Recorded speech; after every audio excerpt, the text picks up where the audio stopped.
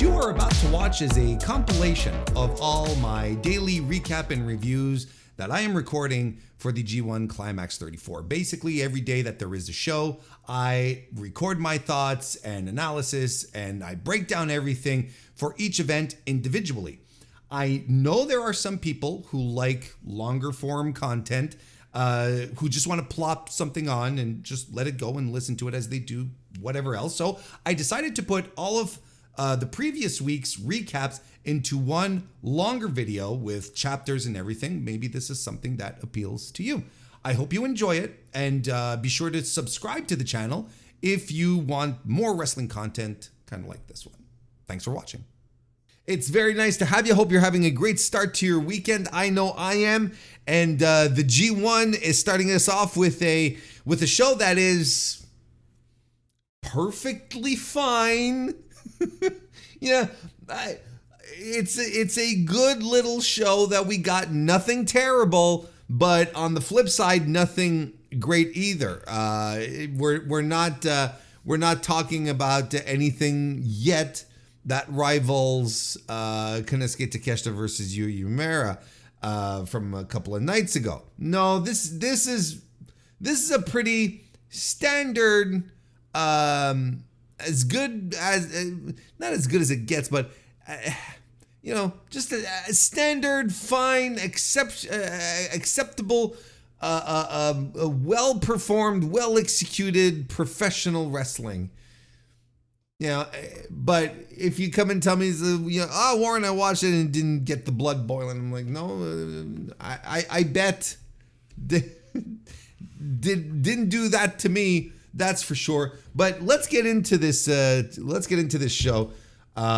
Start breaking things down as we usually do. We're going to start with the results. Of course, we're going to stick to the G1 matches themselves as opposed to the multi-man undercard part of the show. So this was all an evening of A-block action. Callum Newman defeated Shingo Takagi in what many could consider to be a surprise. Sonata defeated Gabe Kidd. Shota Umino defeated the Great Okan. What was I trying to say here? Zack Sabre Jr. defeated Jake Lee, and Evil beat Tetsuya Naito. So, I think the best way to go about giving any more thoughts is by just breaking down the matches and getting right to it, right? Starting off with Shingo and Callum Newman, where Callum Newman got the win here. They have a pretty good explosive start where you see Callum Newman trying to do the fast paced thing, and then Shingo does it as well, where he's like, no, bro, I can keep up here.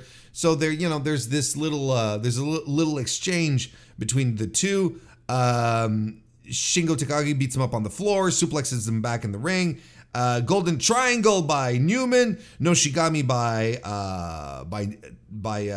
Shingo, and like I said, there's always this idea that that they're trying to one up each other, and things start heating up, especially in Act 3, I guess is what you'd call it, of the match, where as Shingo tries to clobber Newman, who does a Spanish fly, goes for an Oz cutter, but Shingo bombs him right behind the head, just waits for him and clocks him right out of the sky, which was a tremendous and awesome and violent looking spot.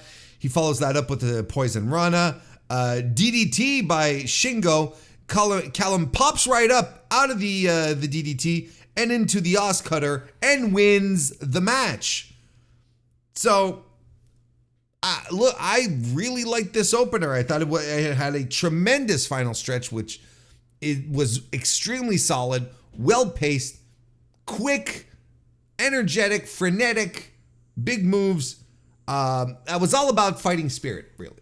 That was the thing. It's like, if you just want to clip the one part, which, you could do on Twitter if TVSI wasn't, didn't come after you every time you did post something, but you'd come into if you were just to clip the final part where Newman pops out of the DDT and then goes after and then immediately wins the match with the Nos Cutter on Shingo, you'd be missing a good part of the context of the match, which is why just watching clips is not watching pro wrestling. It never has been and never will be. A clip is to highlight something cool that you saw, but within the context it might be something else, and this is the case here. So if you look at this, you could if you look at the clip out of the context of the match, you can be like, oh, what is this kid no-selling a DDT for? But that was the whole story of this match, was fighting spirit, getting back up after big moves, no sells. Like, it was just par for the course at this point. So it kind of made sense that because these two guys were firing each other up throughout, I think they did tremendous work in the 12 minutes and 51 seconds that was allotted to them. I gave this match a 3.5 stars. That's how much I liked it. I thought it was tremendous. A great opener. Then Sanada defeated Gabe Kidd, who starts working the previously injured arm because of the bicep. Commentary put that more than put that story back on our brains more than enough. That in their meeting last year in the G1, Gabe Kidd injured Sanada's bicep. This goes into the audience for a bit of nothing much happened with the going onto the floor. But it's been all Gabe Kidd from the start. But of course, Sanada fights back. Wrist lock suplex into the buckle by Gabe Kidd was a tremendous spot. Magic screw by Sanada and a Shining Wizard. Pile driver by Gabe Kidd. Some back and forth. We get the dead fall. Sanada not advances, but wins. I forgot to mention, Callum Newman got his 2 points. He's at 4 now, and Shingo stays at 4. And in this case here, Sanada got his next 2 points, and that brings him to 4 as well as Gabe Kidd. So, as far as the match in itself goes, I thought this was okay. I thought it was fine, like nothing wrong with it. But, I mean, when's the last time that anyone said, "Oh, this Sanada match got my blood pumping"? I was up on the edge of my seat. I was walking and pacing. Like, no one ever said that. Sanada is just like one of the driest performers alive, as far in pro wrestling, of course. It is what it is, and I think Kidd did his best. I think Gabe Kidd is having a great tournament so far. I think he told a tremendous story here. He worked really hard. I like this match, but yeah, look, the good old fashioned 3-star match, where I kind of liked it. I liked it. I thought it was a fine, a good little match. Nothing out of the ordinary. I didn't know what to say more in this context here. Shota Umino defeated the Great Khan. After a strike exchange, Great Khan takes all of the action to the floor, of course. A drop kick gives Umino a hope spot. They trade some blows, strike for strike. It picks up. They start landing moves on each other. They start dropping bombs. And it all sort of wraps up nice and tightly with an ignition by Shota Umino. They as well, when I say as well, like Callum Newman and Shingo, have a great final stretch where both are going after each other with, in different ways. Great Khan with submissions and strikes, particularly. Great Khan kicks out of a Death Rider, but Shota lands the Blaze Blade, followed by the Death Rider for the win. I really like this match too. Like, not unlike the first one, I thought it had a lot of I thought it had a lot of intensity. And what's really fun with this tournament, I find so far, is that Great Khan seems to have come alive and he's doing stuff. He's not content to just doing like your run-of-the-mill, down-the-road things. He's breaking out things from his arsenal to the point that even commentary, even the guests on commentary, I think even Hanare who was guest commentating today. I think it was him who brought it up, where he specifically mentioned, oh, he's bringing out things from his offense, you know, that you don't see very often, and there's things that he hasn't even broken out yet, you know. You know, a lot of folks from the get-go saw a lot of special in Great-O-Khan, and when he came back from excursion and was presented to the New Japan universe. I'm sorry I said that, to New Japan fans, and a lot of us saw some real potential there, a bright future for Great-O-Khan, but for some reason, I don't know if he was doghoused.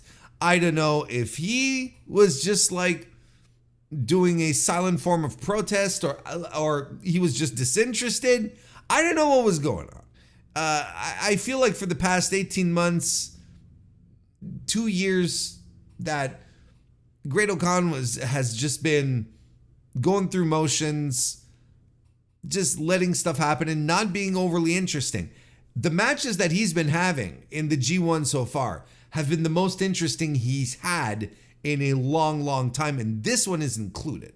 I thought he worked tremendously hard in this match, and showing off the great variety of pro wrestling that he knows and applying it in really entertaining, spectacular ways that help promote a great story in the ring. You know, the fact that he's transitioning from doing all these submission holds to just like straight punches and power moves. You're like, okay, you feel the progression of the match as he goes along, you know, wearing down his opponent. I mean, that's the thing, wearing down his opponent with some grappling submissions and trying to get, and then eventually just like trying to knock him out, give the knockout blow through straight up strikes or power, right? So, I don't really have nothing bad to say about the match, other than, you know, it could have used a second gear. We could have gotten something a little more special, but at 3.5 stars, I think it's a fair landing spot. I don't think it should be any higher. Like, don't get me wrong, I really like the match, but I'm not going to sit here and cheer and tell you this is the greatest match of the tournament. And I think we're a far cry from that. So yeah, and you know, show to look good per usual. Yeah, and it goes to my point that I made a couple of nights ago when I doing the daily coverage, is maybe some of the guys who are in the G1 this year feel like they also have something to prove to hang on to their spots, as everyone's focus is on the new guys, on the next generation. Maybe there's a lot of guys who feel like they themselves in this G1 have a spot to win as well, even though they're a little more tenured than a Yuya Uemura, a Shota Umino, a Yota Tsuji, Callum Newman, right? Maybe a guy like Great-O-Khan feels like that. You know, I talked about that in his circumstance. I talked about that when it comes to David Finlay, who I feel that might be an actual motivation, because Dave's been doing tremendous work in this tournament as well. So maybe this is just maybe this tournament, the way that it was laid out with all the new people and so on and so forth and how it was presented, maybe it was indeed enough to light a fire under these guys who over the past couple of years have been, you know, sort of surfing. Maybe you feel like they've hit a ceiling, they've plateaued a bit. Maybe this is good for them as well.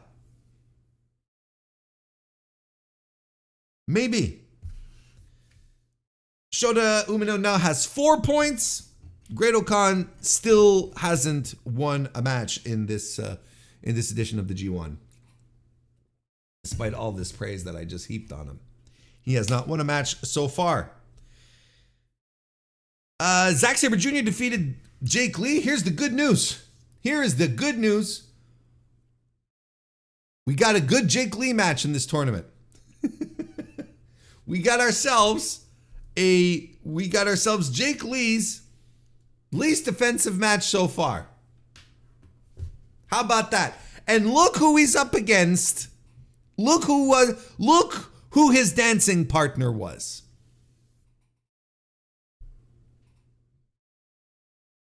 We need it. Jake Lee finally shakes off, whatever was, holding him back. I don't know. It's not cobwebs, but anyway. And people, and I'm sitting here going, I don't want to say people, but I'm sitting here saying, finally a good Jake Lee match, and look at who he was dancing with. Look who his dance partner was. One of the best wrestlers in the world right now. And didn't I say in the quick preview that I did on the last night of action, didn't I, on the last recap show, is what I'm trying to say.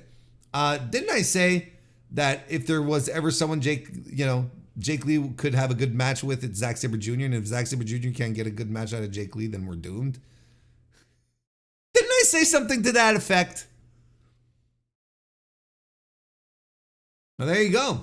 I mean, look, this was not the most exhilarating match. Again, I don't want to give the impression that I'm overselling this and that this is suddenly a tremendous pro wrestling match and that Jake Lee we have uncovered a something in Jake Lee that we haven't seen for years. No, I don't want to give that impression, because Jake Lee in this match is in control for most of it, actually, and to the point where you can see the finish coming. Where at some point in the match, about halfway, the amount of control Jake Lee has in this match, you're like, okay, yeah, you just sit back and you go, okay, Zack Sabre Jr. is winning. Zack is winning. This cannot be the opposite, right? Yeah,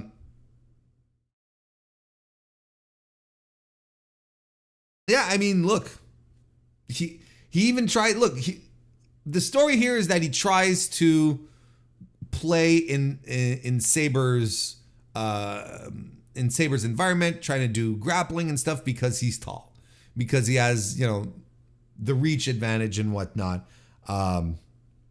But he tries, but Zack Sabre Jr. puts him in his place. At least at first, it goes to the floor and Jake Lee gets in control, starts working the ribs. The ribs have been a story for I can't remember the name of the muscle. Commentary mentions it a few times, even before the G1.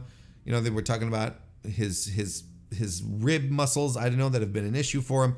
Well, Jake Lee, being a smart bastard, decides to go after.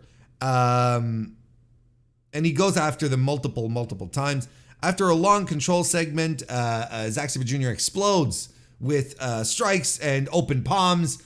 You kind of get the impression that Lee was kind of fed up of Zack's striking.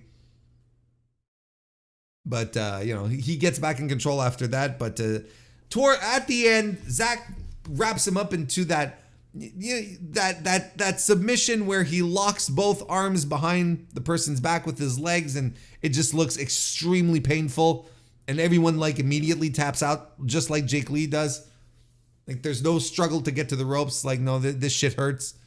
I don't know if he's given it a name. Unfortunately, without the proper updates to NJPW1972.com, I don't think. Well, let's check, because there was a time where Chris Charlton would update the English side with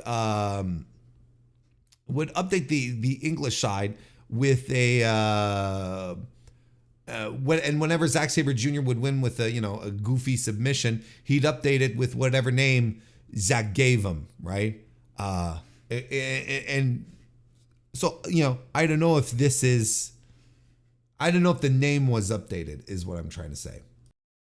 Because, NewJapan1972.com is in such a state and has been such a state for months that, all of the news and results and written word is on a blog on medium.com for if you want to believe that. Oh, there is a name. He calls it the Clarky Cat.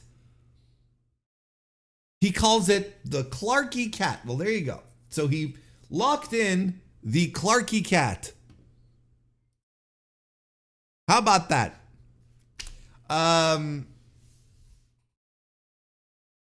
Yeah, no, I like I like this. This was a good little match. I gave it 3.25 stars. Good little match. It's just, Jake Lee's long control periods, they're long, and I don't know, he doesn't know how to fill a heat segment. I don't know what to tell you. Zack Sabre Jr. now at 8 points. Undefeated in Block A. Jake Lee still at 2. And then our main event where Evil defeated Tetsuya Naito. There is just a lot of nonsense in this match. There's just a lot of nonsense. There's a lot of interference.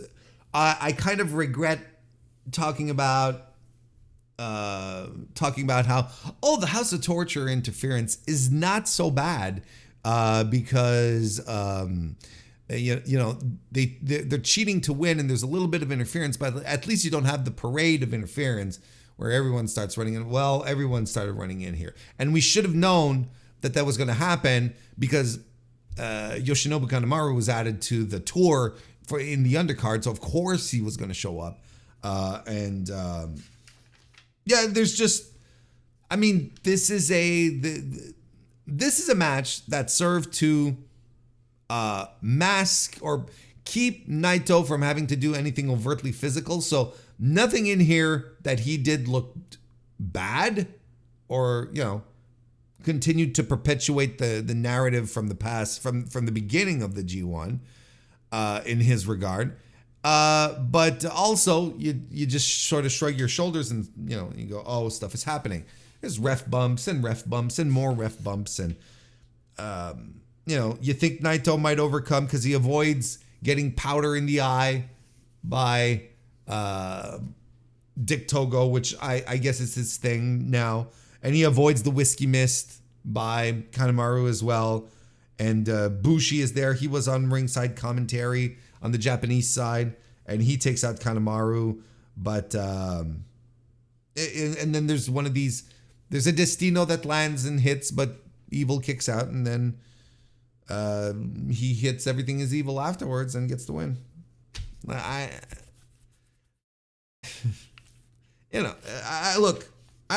don't have many thoughts on this match. I didn't like it. It's completely the opposite of what I like pro wrestling, why I like pro wrestling, and just some nonsense, really. That's all it was. 2.5 stars out of me. Evil also undefeated, up at 8 points in Block A, and Tetsuya Naito is at 2.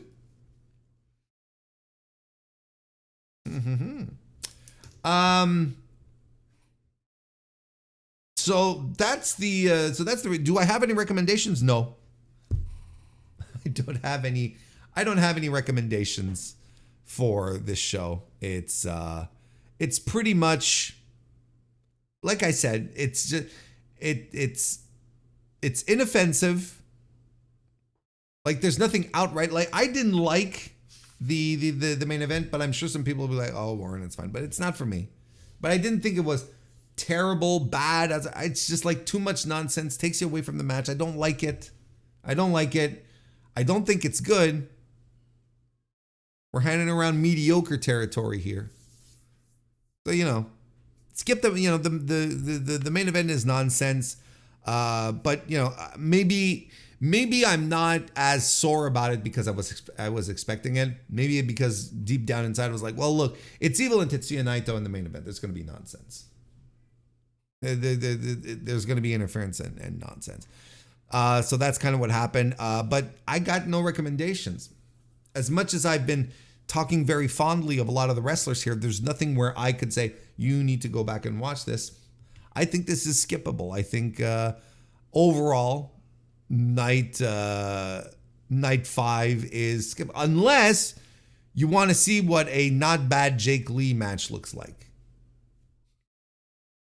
If that's the kind of sicko thing you're into, please go right ahead. I forgot to talk about attendance, didn't I? I forgot to bring up the attendance. Well, why don't we do that before we start talking about positioning and whatnot. So where did it go? Did I lose my spot?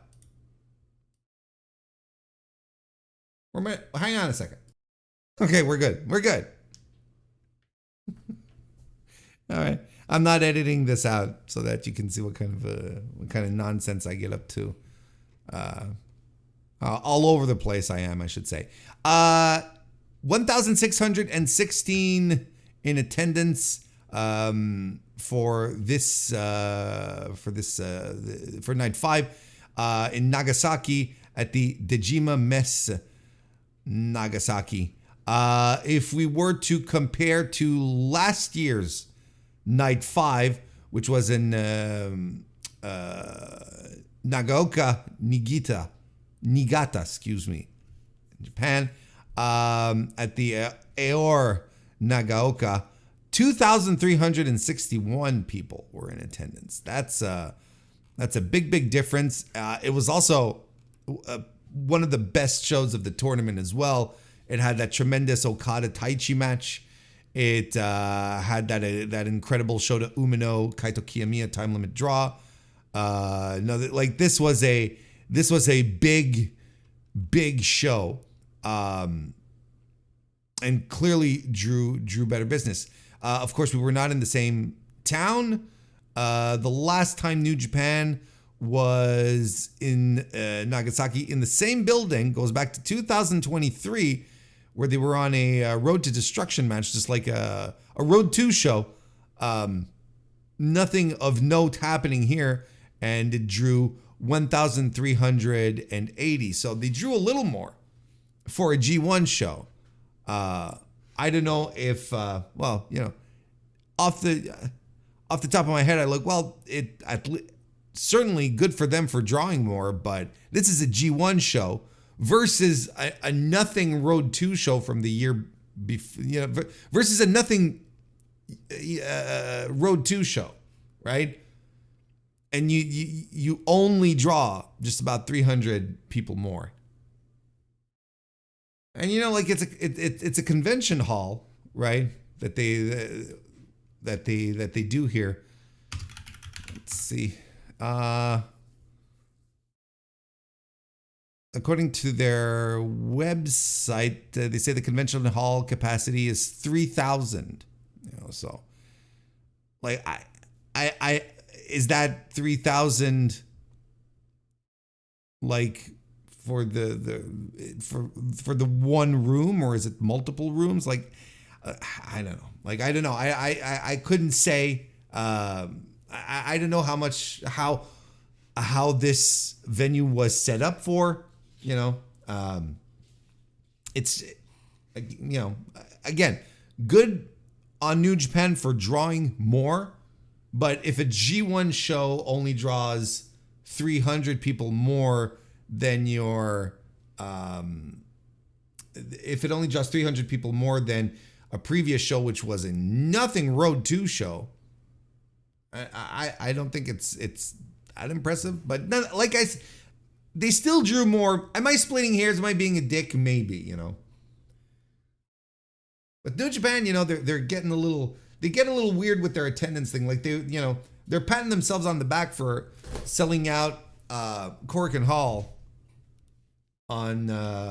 for selling out Cork and Hall for the 2 nights of the G1 that they're there. I'm like, well, I'm sorry to say, if you can't fill Cork and Hall with G1 matches, there's an issue. You know what I mean? I mean, good for you guys, but yeah, do you pat yourself on the back when something inevitable happens? You know, do you wake up in the morning and you pat yourself on the back for, you know, I don't know, having a nice breakfast? This is a nice breakfast.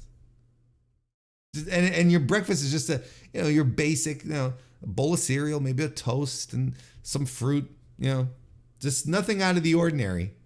You go, nice breakfast. I don't know if that's a good, analogy or not. To be frank, let's look at the standings. So as we mentioned, Evil and Zack Sabre Jr. are up at 8. We have Shingo Takagi, Gabe Kidd, Callum Newman, Sonata, and Shota Umino, all with 4 points. Jake Lee and Tetsuya Naito at 2.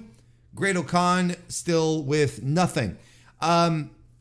So unsurprisingly, Evil is in the conversation, and he's going to hang around till the very end, right? Whether he qualifies or not, he's either going to act as a spoiler or a potential spoiler. That's the thing.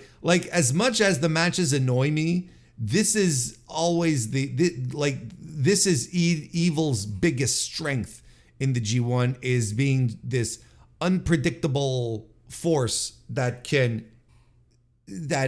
either can go forward or will cost someone going forward, or will end up just giving us a good scare, where we're like, oh, maybe if he wins this match, he's going to go forward. And he doesn't. You're like, phew, kind of thing.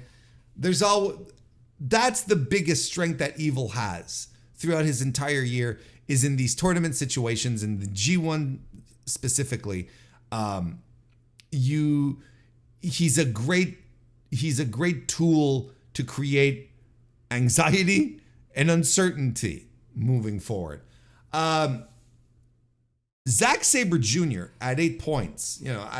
As many of you know, he's my pick to win the tournament.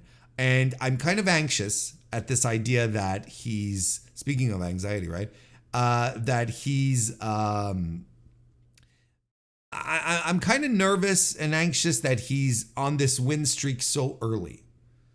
Because there are patterns in Gedo's booking that the guys who start off really well eventually drop off, start losing matches consecutively, right? So he's on an undefeated streak right now. He's won 4 matches, but you could see Gedo have him lose his next 4, and someone else just come from behind and pick up the wins, like Tetsuya Naito, for instance. Let's take a look at Zach's upcoming matches, right? Or at least maybe towards the tail end, where things start getting really serious. Well, that's next time. But you see, let's say August 3rd, right? August 3rd could. There we go. He's got Shingo on August 3rd. Now, Shingo is not off to the greatest start. And he is also a guy that Gedo could position to come from behind, start picking up some massive wins. I think the Callum Newman loss here could be an indicator that Shingo is about to pop off, and that he's going to position himself to move on to the playoffs after. And we'll get a good sense of this, I think, in Osaka on August 3rd, when he faces Zack Sabre Jr. Then Zack is facing Evil on August 6th. And, these are 2 of the biggest threats, I guess, that Zack still has in his way. And you can, and I think this will be very telling as to whom's going to be moving forward, because Zach because Zach and Evil are currently tied, and they'll probably be at each other's throats. So it's all going to come down to a question of who's going to get the tiebreakers over who. This is where it's going to start getting really important. Not as much who's winning, but who's maintaining these edges over the other guys. And if Zack Sabre Jr. gets a tiebreaker over Evil, that's going to be significant, and I think it will all but ensure that he's heading to the playoffs. And then he will be facing Gabe Kidd on August the 8th at the Yokohama Budokan. And it's positioned very high on the card. It's the semi-main event, so that leads me to believe that there's going to be some major implications in this one, right? The main event of this show is Shingo and Evil, which absolutely leads me to believe that these are going to have very heavy implications for the tournament. So to be continued, but Zach again here in a position where he's absolutely at the very least going to be in the conversation. And on the final night, he will be facing Sonata, who I don't think is going to be a factor, but could end up playing spoiler here. Zach, we don't know what the order of the matches is either. Because it is the final night and they don't want to give the big plans away. But when you look at the rest, Shingo, Jake Lee, Tetsuya Naito, Great Khan, Shota Umino, Evil. That might lead you to believe that Shota might kick in a winning streak here to have, to mess around with Evil. Maybe that'll be something. Callum Newman and Gabe Kidd leads me to believe that neither are going to be factors at the end of the tournament. So maybe Zack Sabre Jr. and Sonata will have some very important ramifications. Sabre's tournament still has a lot of unpredictable elements, but he also has. He's going to face a couple of the stalwarts of G1s and of New Japan in Shingo and in Evil specifically. So I can see him dropping those two. I can see him losing those two matches. But the more I look at it, the more I find it's difficult to not consider him to be a part of the playoffs. Unlike other years, or the classic years where you just had one winner from each block going to the finals, there are many more moving parts now that there are, three guys essentially per block moving forward, moving out of the block to the playoffs. So it's going to be interesting. It's going to be interesting to keep an eye on and see how it goes. But as it stands, I think there's a lot of good signs that Zach is going to move forward into the playoffs, and not necessarily. The question is, will he finish? Will he win the block and go to the bye? That's the real question. We're going to see how this all develops, but definitely. His situation moving forward is going to be more of a question of who is he going to be able to get the tiebreakers on, and who will get the tiebreakers on him. Tetsuya Naito being at 2 either means he's not going to be a part of the playoffs, which would be weird, but also possible, but also weird. From a strictly business, and I'll tell you why it's weird. It's just from a strictly business standpoint, I don't see how New Japan can afford to not have Tetsuya Naito in singles matches on the cards. He's their most popular wrestler. He's the top guy. We saw it with the opening nights of the G1, nights 1 and 2, and the difference in attendance both nights had this year. from night 1 to night 2, despite being in the same city, in the same venue. I think there's, it would be odd. It would be interesting, but it would be odd nonetheless. I can fully expect him to do one of these comebacks, right? One of the classic Naito come from behind victories, but I mean he's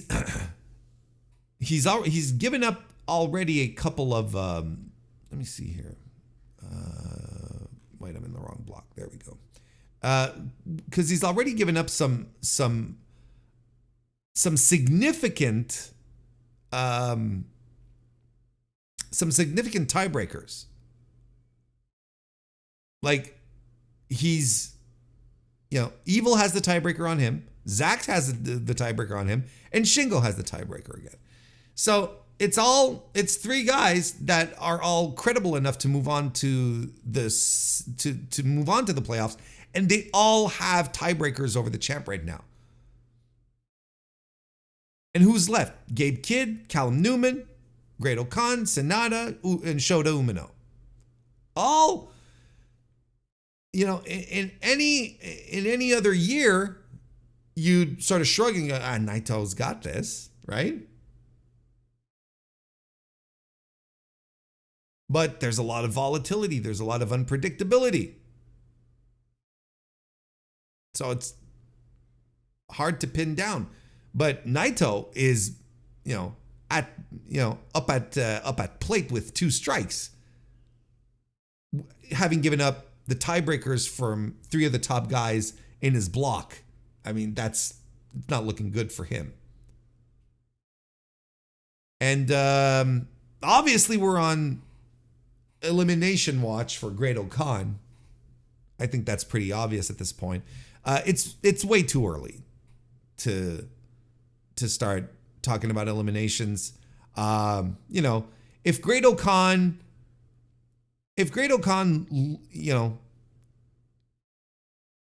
he has 5 matches left, just like everyone else in B block. So if he wins every other one, he's going to be up at 10 points. He will most certainly be in a conversation moving forward. I think it's doubtful, but I'm not even ready to soft eliminate him yet because everything is so volatile. And don't forget, there's 3 people that move forward. So it's not as cut and dry as past years where you're like, there's 1 guy moving forward or 2. Now we have 3 people moving forward from each block. So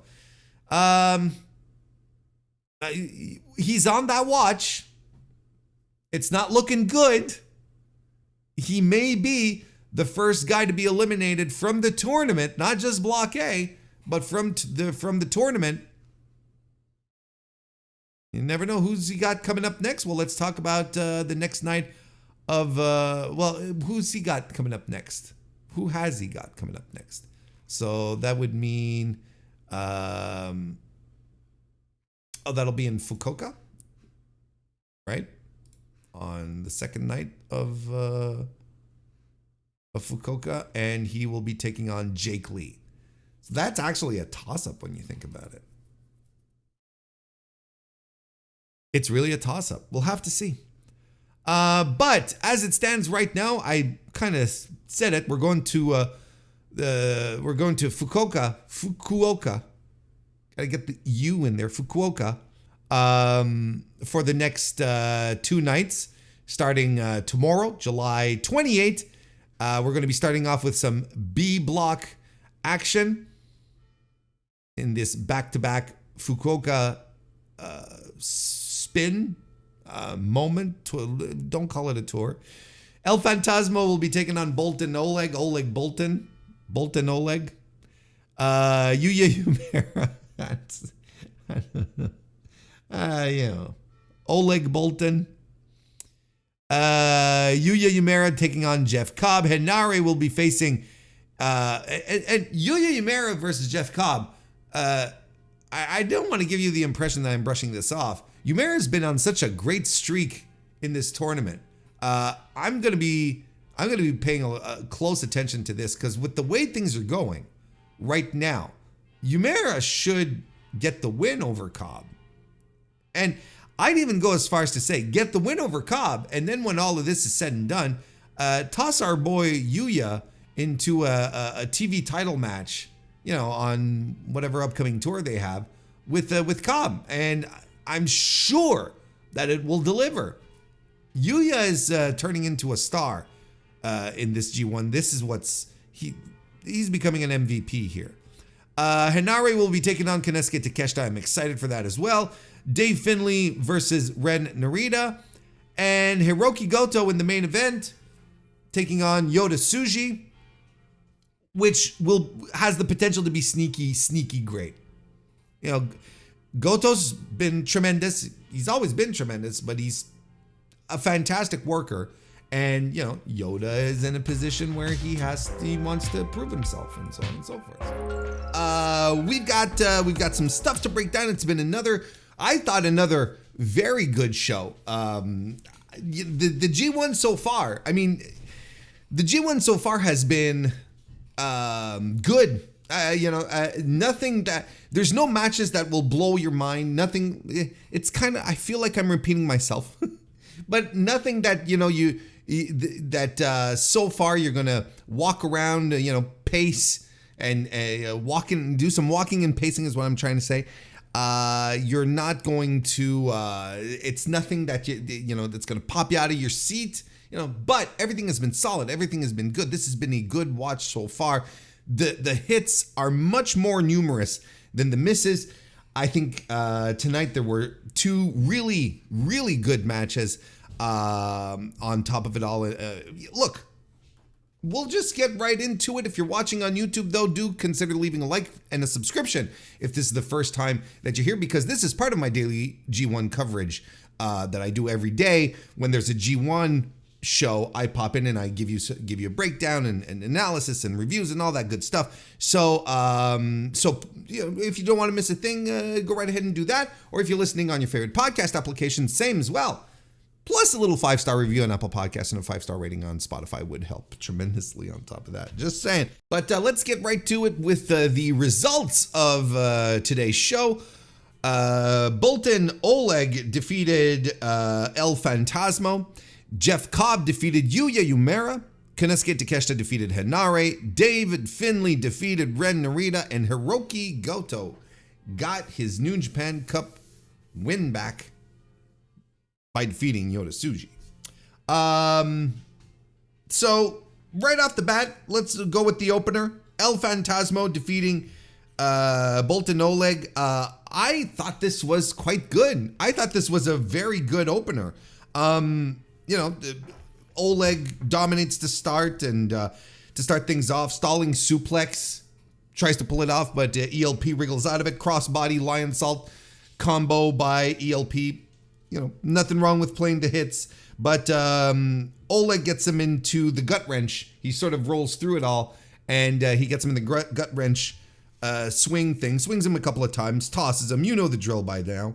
A dive by ELP sends Oleg over the rails. He being ELP, wants to do the dive that he does from the top rope over and into over the rails and into the audience. But Jado's there, and he's like, no, don't do it. And they're sort of pointing to his knee, which had been worked over in the previous match. So they're like, oh, well, yeah, you're right. We should be careful. And that was, a good little bit of storytelling, because the knee would come back to, even though Oleg wasn't working the knee throughout this match, it would come back to haunt ELP later on in this match. Oleg kicks out of the Thunder Kiss 86, which is still one of my favorite wrestler signature moves. I love the Thunder Kiss 86. It looks tremendous every time. Maybe it's just me. I really like it. Oleg dumps ELP to the floor off a fireman's carry, and this is where the knee sort of gets hurt again, where it gets into play. ELP barely manages to beat the 20 count because of it. Oleg catches him on a tornado DDT attempt. There's a lot of near falls, but it ends with a kamikaze. And getting to the kamikaze, that final one, ELP is really struggling out of some. He's avoiding getting caught in a kind of. I think he managed to escape 2 previous attempts. A lot of good back and forth here, and Oleg gets the win. Oleg is at 4 points, and ELP is at 2. I thought this was a super strong opener. I was like, oh, okay, this is very, very, very good. I think they both played off each other tremendously. You can still see the that Oleg is, there's you can still see that he's a little wet behind the ears. I guess that's the expression, right? He's a little wet behind the ears, but ELP, tremendous vet, gets through everything. He was able to pull it off. It's tremendous stuff. So yeah, an extra win for Oleg. I don't think anyone, myself being the first, I don't think anyone really expected Callum Newman and Bolton Oleg to get anything over 2 points apiece in this G1, right? I thought everyone was like, yeah, they'll get one win, and then after that they're gonna eat shit. But no, I mean, here Oleg's got his 2 point. He's got his 2 wins. He's got 4 points. Newman has 2 points. 4 points, 2 wins, 4. Jesus, that's how it works. It's 2 wins, 4 points. I know. Thank you. Then we got Jeff Cobb defeating Yuya Uemura. Boy, this rocked. Again, our boy Uemura coming in and delivering another super solid match.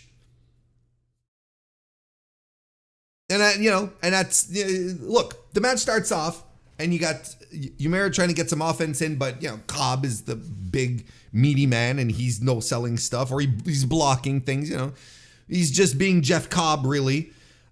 Big control segment by Cobb follows after this once he gets in control. They go to the floor where Uemura gets a bit of the upper hand. Cobb catches a Uemura crossbody once they're back in the ring and rolls through it. Goes for the standing moonsault, but Uemura rolls out of the way, so that wipes out. He throws, he being Cobb, Uemura around, and then lands the standing moonsault, which is still something impressive to see even after all this time. I mean, no matter how many times I see it, Jeff Cobb doing the standing moonsault is incredible stuff.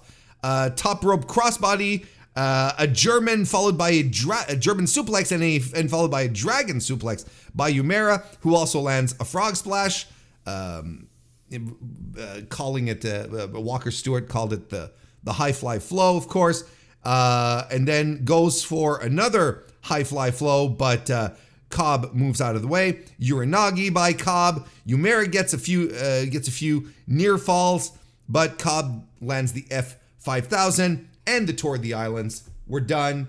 It's a win for the New Japan World Television Champion. I thought this match rocked. I thought it was tremendous. Everything made sense. Everything connected. Uemura,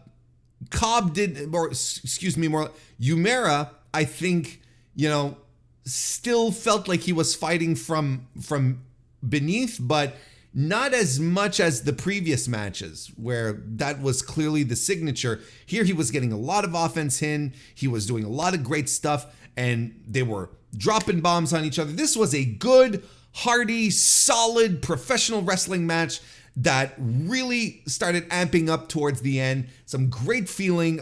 I left this match and I was like, this rocked. This absolutely rocked. And I think I think that going along and saying that Yuya Uemura right now, I'm going to go along with what pretty much everyone is saying, that Yuya Uemura is standing out from the pack of new guys right now in this tournament. And I think it's undeniable. Maybe because we sort of talked about it at the last B block review on night 4. Maybe it's because people weren't expecting this out of him. Maybe because the expectations were squarely placed on 3 other guys. Maybe because people thought he wasn't as good at this, as good as this is, and is suddenly like coming out of nowhere, tearing everything up. He has been very good, and the crowd connection he's building. I know this is it's starting to get a little bit of a tired talking point, but the crowd connection he is building is significant as well in making his matches all the more interesting and fascinating. So don't you worry. Yumera is going to be a guy, if not the guy. He may just be coming in out of left field here. But he did lose here. He still has 6 points. Jeff Cobb scores another 2 points. He is at 4, but a tremendous match. I give it 4 stars. I thought it was great. This is a tremendous match. And it was followed by another tremendous match in the form of Kensuke Takeshita defeating Hinare. So we got some tests of strength here to begin. Jocks being jocks. And it's sort of even until it goes to the floor, which allows Takeshita to get in control here. That eventually leads to a berserker bomb by Hinare and a running Samoan drop. Hinare rolls through a powerbomb attempt, jumping knee, flying knee, and a German suplex follow. And then there's some fighting spirit from Hinare. Well, the flying knee and the German were from Takeshita, and Hinare pops back up with some fighting spirit. Kensuke Takeshita lands a poison Rana, and then we get more fighting spirit from Hinare, who pops up from that. So you're like, yeah, let's go. This is good stuff.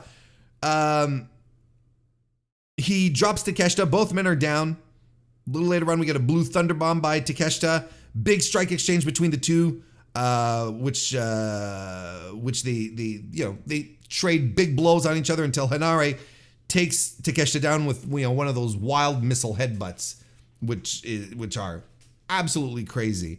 Takeshita lands a Streets of Rage and a Brainbuster, followed by the spinning suplex, the Raging Fire, and that's how he gets the win over Hinare here. Look, I love this match too. I also thought it was great, and I was super pumped. I was like, yeah, this is real good stuff here that we're going through. Back to back, just tremendous physical matches between and in this situation, two guys who just want to lay big strikes into each other, who are both intense in their own way. I thought it was a blast. I gave this 4 stars as well. So we were on a roll here. So Takeshita is at 6 points now. He's tied at the top of the block with Yumera, whereas Hinare is at 4. Next, we had David Finlay defeating Ren Narita. This I did not like as much. I really didn't. Not even close to liking it. Not even something you're like, I kind of liked it. Nope. Nope. I did not care for this match in the slightest. Well, not in the slightest. It's a little harsh, but I really didn't like this match. It did nothing for me. It starts before the bell, and it's starting before the bell and goes into the audience and all that. I'm like, okay, maybe we've got something here. This Bullet Club pissing contest that maybe we're going to be subject to here. I'm okay with that. I'm like, okay, I'm good. Let's go ahead and do this. Kanemaru shows up before the bell rings, and he starts assisting Ren Narita, and I'm like, oh, okay, so it's going to be this kind of match. Right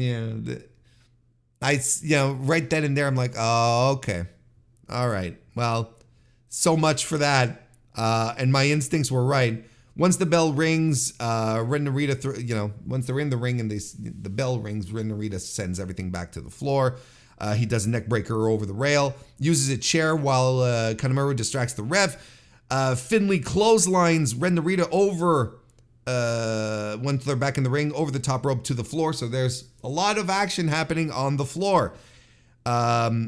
Back in the ring, Finley does his throwing suplex deal. Narita lands an exploder, locks in a guillotine, which looked really good, actually. Airplane spin by Finley and a Dominator. Corner turnbuckle is removed. Probably Kanemaru did it, right? I don't remember seeing it. Maybe it did. Maybe my eyes were down, jotting down some notes while that happened. I don't know. But Ren Narita runs Finley into it. The ref is distracted again. There's some whiskey mist that gets involved, but and then Narita tries to roll him up for the pin after that, but Finley kicks out. There's a ref bump, and then there's some nonsense with weapons that happen. The push-up bar, pull-up bar, whatever, the plank of wood that Narita carries around. And Dave Finley's shillelagh. So they are swinging at each other, like they're, swinging swords like they're gladiators or something. And eventually Dave Finley cracks the shillelagh over Ren Narita's head. Pair of buckle bombs and a power bomb get the win done. I like the finish. I really like the buckle bombs and the exclamation mark power bomb at the end to just finish it all up. He didn't go in and do the it's not in Oblivion now. It's the other one. Into Oblivion is not his finisher anymore. I don't remember the name, but the other one, I don't remember. It's his new finisher. Well, newish. Now he just he pummeled Narita with the shillelagh, which is fine, which should be enough, and then punctuates with the power bombs.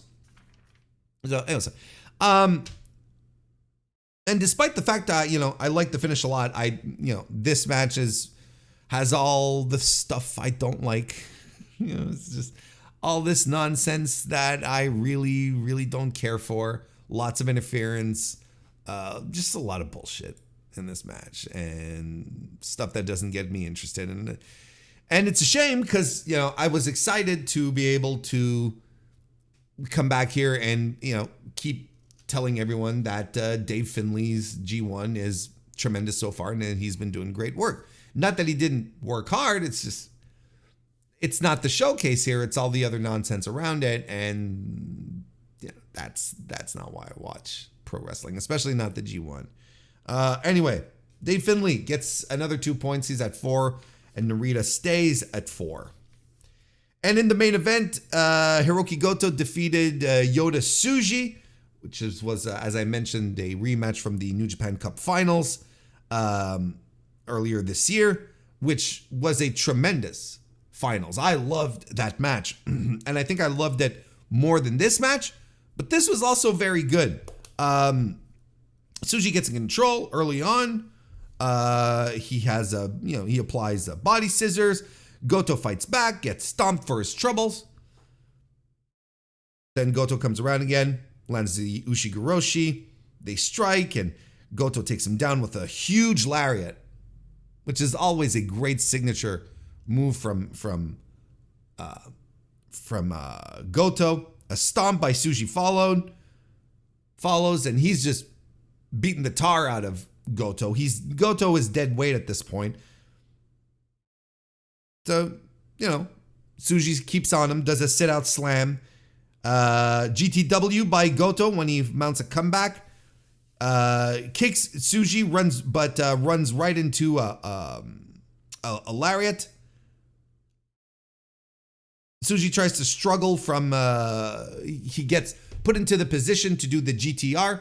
He's trying to struggle out of it, trying to keep, Goto from getting his hand positioning down, but he eventually does, and Goto lands the GTR and, of course, the win. So I thought, like I said, I thought this was 3 3/4 stars. By the way, I gave Finley and Narita 2 3/4 stars. This I gave 3 3/4 stars. I thought it was very good, and I think these two gentlemen have great chemistry with one another. It's really tremendous. But as it stands for, as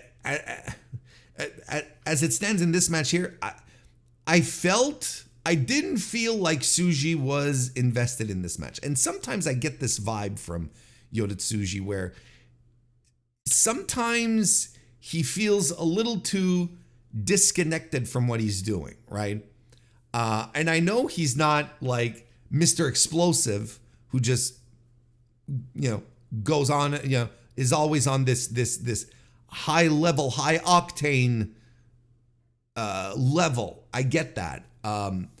But, sometimes I get that vibe that and I understand his ideas that he's cocky. He's very self-assured. That's why he smiles so much. So he might feel like he's above what's going on and that he's better than everyone, right? I understand all of these elements and they work well for him, but sometimes I think it plays into him not giving a little extra effort, if that makes sense, right? Like he's not. Does that make sense? And he's very, don't get me wrong, I think he's very good. I think he has all the potential to be the guy in New Japan. But there's, like in this match here, I didn't feel big Yota Tsuji effort, And again, I can understand that maybe he was playing a little more of the heel role here to a degree where, he was in control for a lot of the match, was doing pretty much what he did for Goto and was basically setting up the comeback spots and the hope spots and all of that. I understand. But there's also a way to do things without between the moves, without completely sacrificing the vibe, the feel, the intensity, the energy of the match, right? I'm not saying this was bad. I'm saying this was one of these vibe matches for Tsuji where I feel things are a little off. If that makes any sense to you. So he registers a loss and a win for Goto, who is at 4 points, still not out of the conversation. Yota Tsuji is still at 2. Neither man are out of the conversation regardless still. So there we go. That's basically how things went down. If you want any recommendations on my part, well, the 2 4-star matches that I spoke of should be enough to whet your whistle. Jeff Cobb and Yumera and Takeshita versus Hinare. Those were just tremendous matches. I love them both, and I think they're worth your time. They are very, very, very solid, very good professional wrestling matches. And isn't that what we want? But and here's the thing. I feel like tonight's and I'm gonna go in. Sorry about that. Hit the microphone with my. I can't spell, but I'm gonna go back and just check. I feel like today's show wasn't as long. I don't know if it just like flew by, but I feel like yesterday was just about in the same amount of the same time frame. I felt like everything just flew by. I guess because I'm looking at the times on Cage Match. I'm like, 12 minutes, 13, 11. Main event was 17:37. That's not bad. But then I'm looking at yesterday's. Night 5, and it's still around this at 12 minutes, 11 minutes. Well, maybe there were a couple of matches that were longer. 15 minutes for Shota and Great Khan. Zack Sabre Jr. and Jake Lee went 17. 15 minutes for the main event. And I'm like, okay, it's not so bad. I don't know. I feel like it really flew by because I was basically going to tell you, if you just want to watch the block matches, go right ahead. Like it's a good evening of pro wrestling, and if all else fails, you can skip Dave Finlay and Ren Narita. You can just move on to the main event after Takeshita and Henare. I'd be absolutely fine. But yeah, anyway, if you're strapped for time, Takeshita Henare, it'll be a nice, like, and Jeff Cobb versus Yumera, and they're both like, you know, sub 15-minute matches. So you're fine. You're fine. You know, I forgot to talk about attendance again at the start, which is kind of annoying now.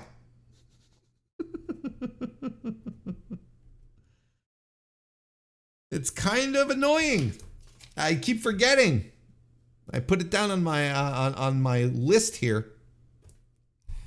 Let's talk about the attendance real quick before we talk about the standings, as if I was starting off the show here. 1,780 people in Fukuoka. Get it right, Warren. In Fukuoka at the Fukuoka Convention Center. How good is that, you may ask? Well, let's see if we compare to last year, night 6 of the G1 Climax 33. They were in Nagano, 1,180 people. So not the same city, not the same venue, but they did draw more than last year, which is a good thing.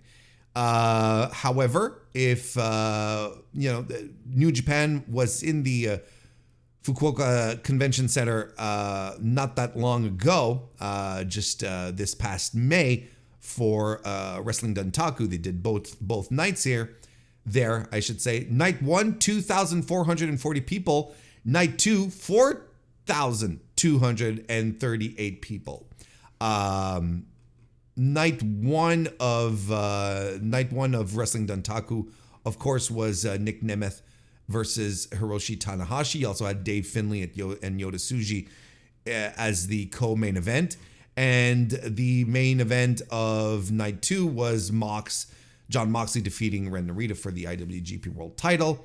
You also had Dave Finlay and Nick Nemeth in the co-main event spot, and that's where Nemeth dropped the global title back to Finlay. It also had that tremendous Shingo Takagi Gabe Kidd match. So, I mean, I guess you can't put, you can't not look at this and say, oh, well, the power of a good main event, of a compelling main event. Like, I mean, clearly, Mox versus Ren generated enough attention for people to come in and see that. 4,238. You had Hiroshi Tanahashi the night before, and they drew half of that. A little more than half, but nonetheless. Now the main event for night 6 was Hiroki Goto and Yota Tsuji. I guess, yeah, it's fine. Like, especially coming off the heels of the New Japan Cup finals. I mean, I had that circled. I was like, oh, I'm interested to see this rematch, but clearly didn't interest enough people to fill it up. It is like, we're getting into the midway part of the tournament, and it's not exactly the biggest houses, but it's not that big a main event. And if part of what we're doing here is putting some of the young guys in these main event spots to see if they'll draw, well, you can draw your own conclusions, pun intended.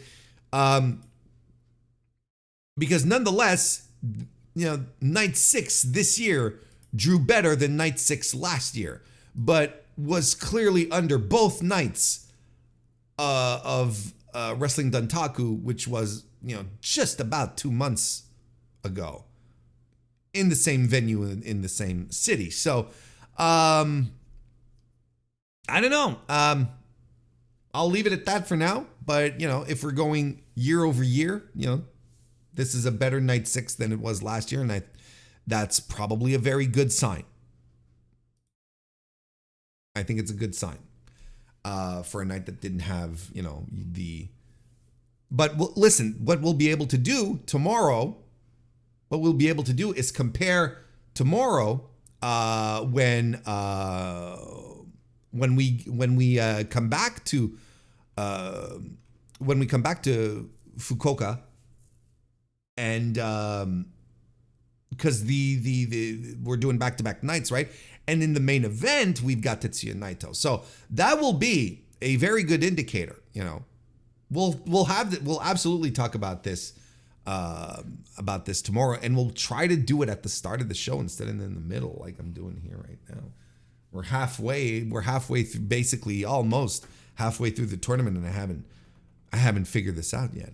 But one thing that I also want to point out is that we are hitting the halfway mark of the tournament, which is usually when the dog days of the tournament start, where things are not quite as compelling and interesting, but and usually this is the time where the G1 sort of turns into a slog, and it doesn't feel that way yet. And I hope it maintains. I hope we keep on down this path, because the opposite's not fun.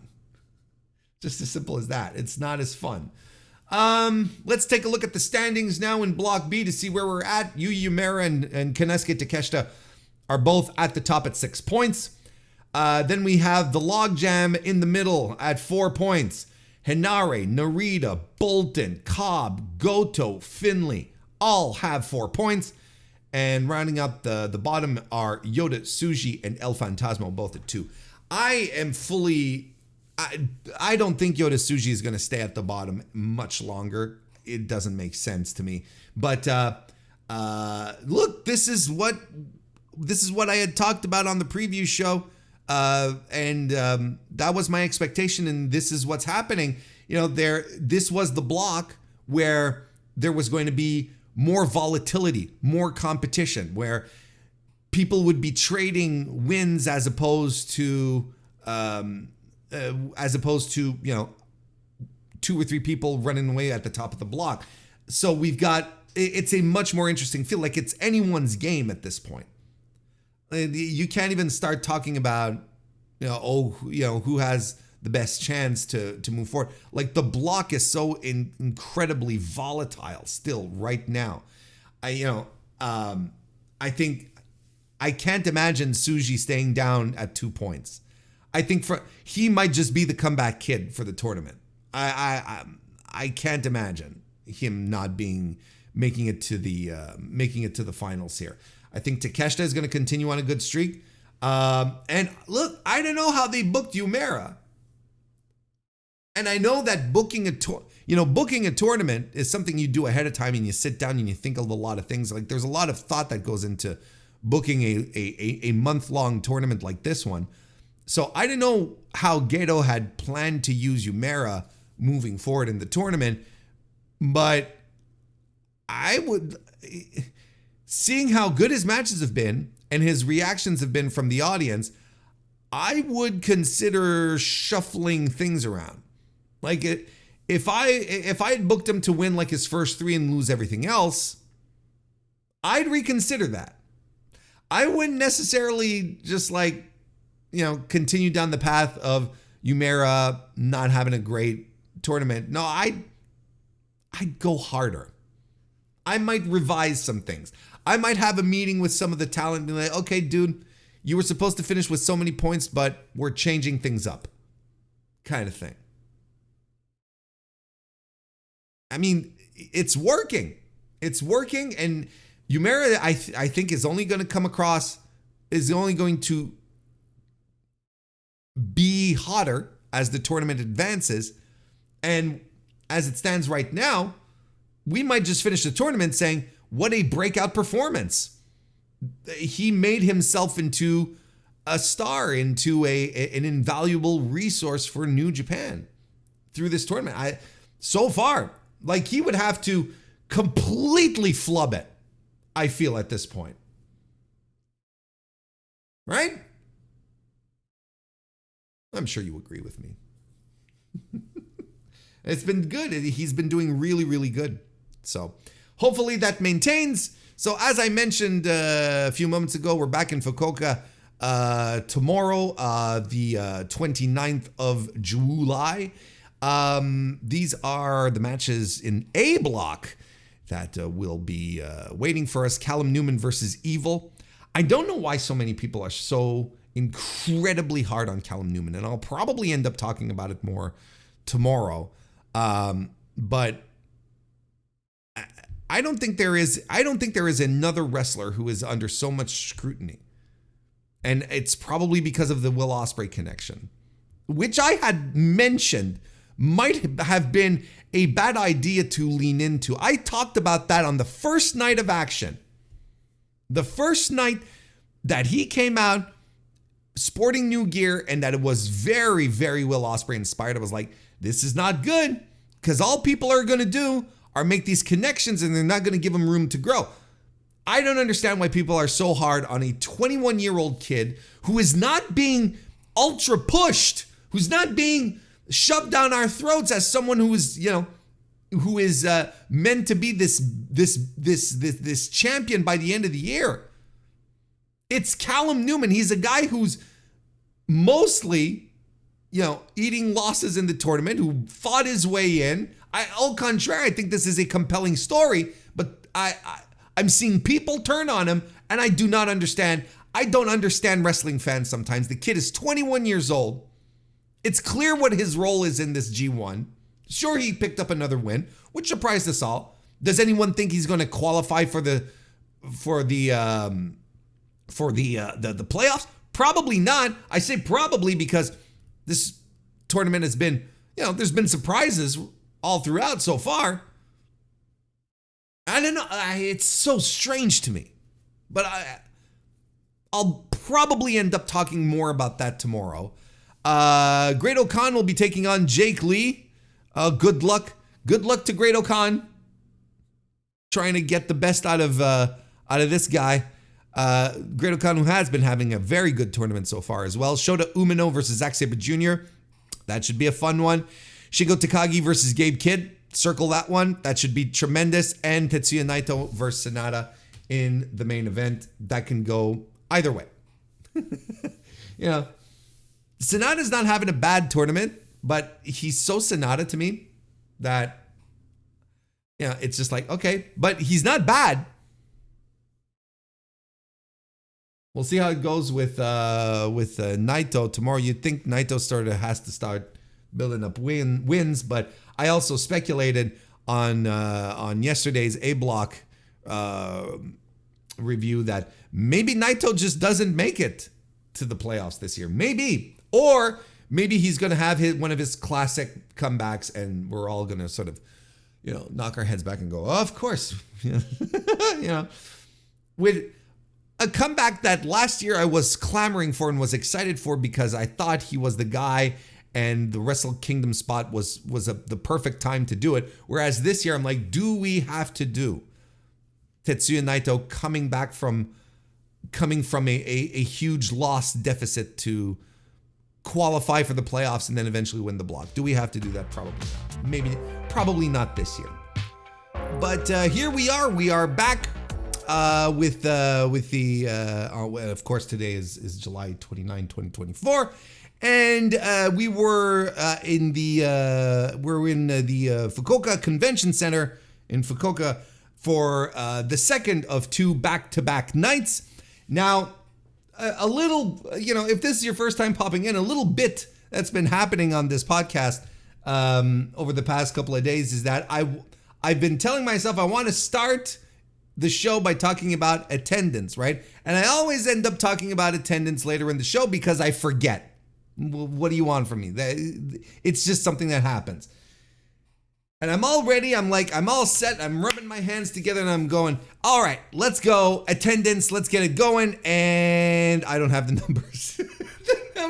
The numbers haven't popped up yet. So I'd love to talk about attendance. I would love to revisit my theory from yesterday's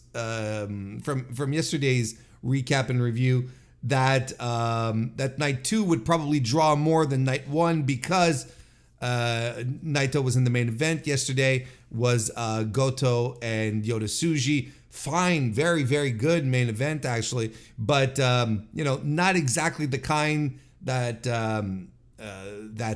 fans gravitate to. I was like, well, put Naito on the show, put Naito in the main event.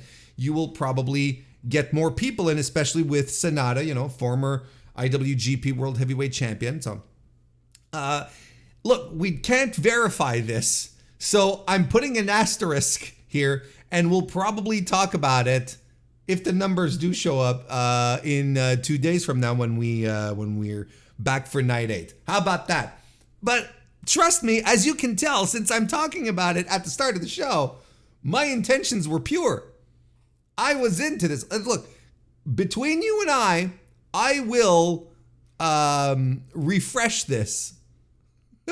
I will refresh this if need be. Well, I will refresh this during the course of the show, and maybe we will end up talking about attendance midway. Because of course. What do we got here as far as results, though? Those we can talk about them. I wrote them down. I watched the show, and they're even on, the internet and stuff. So that's easy. That's the easy part. So we had some Block A action for Night 7. Evil defeated Callum Newman. Great O'Khan got one over Jake Lee. Shota Umino defeated Zack Sabre Jr. Gabe Kidd beat Shingo Takagi. And Tetsuya Naito defeated Sanada. So let's get on with it. Let's start talking about the show and about itself. Starting with the opener. Evil defeating Callum Newman. This is... I was going to say this is exactly what you expected it to be. But... yeah, or... When earlier in the tournament, when Evil and the House of Torture guys would be, and I felt like the interference was at a minimum. They were, they weren't doing the parade of interference like I like to call it, where it's just stuff happening, and ref bumps and sneaky stuff and all that. But so at first I wasn't actually turned off. I'm trying to remember in one of the earlier nights. Evil had a tremendous match. Wasn't it against Gabe Kidd? I think it was against Gabe Kidd, right? Where I thought Evil had one of his best worked matches that he's had in a long time. Kind of reminding us of, big bruiser brawler Evil, but no, now we're absolutely back to doing the parade of interference. Dick Togo attacks Callum Newman. Evil comes out first. He's the first guy who comes out. So immediately your instincts as a pro wrestling fan should be like, oh, this means trouble for Callum Newman, right? And of course Dick Togo attacks him as he's doing his entrance. He fights back, he being Newman, but Evil cheats and, does the barricade stuff. And there was a lot of cheating and double teams, and Newman fights valiantly back. Evil launches him into the exposed turnbuckle twice before landing Everything is Evil and getting another 2 points on the board. Yeah, I don't have much use for these matches. This is a 2.5 star match for me, brother. I really didn't care much about it. So Evil is the first wrestler in the G1 Climax 34 to hit double digits. He's at 10, and Callum Newman stays at 4. I started talking about it a little bit yesterday, and I said, we'll maybe gnaw at the bone a little more today. This idea that, not an idea. I feel like there's a lot of people right now who are extremely harsh, going extremely hard on Callum Newman. And I think look, he's under a lot of scrutiny. That's for sure. People are breaking down everything that he's doing for a kid who's, just starting off in the business, his first really big opportunity, 21 years old.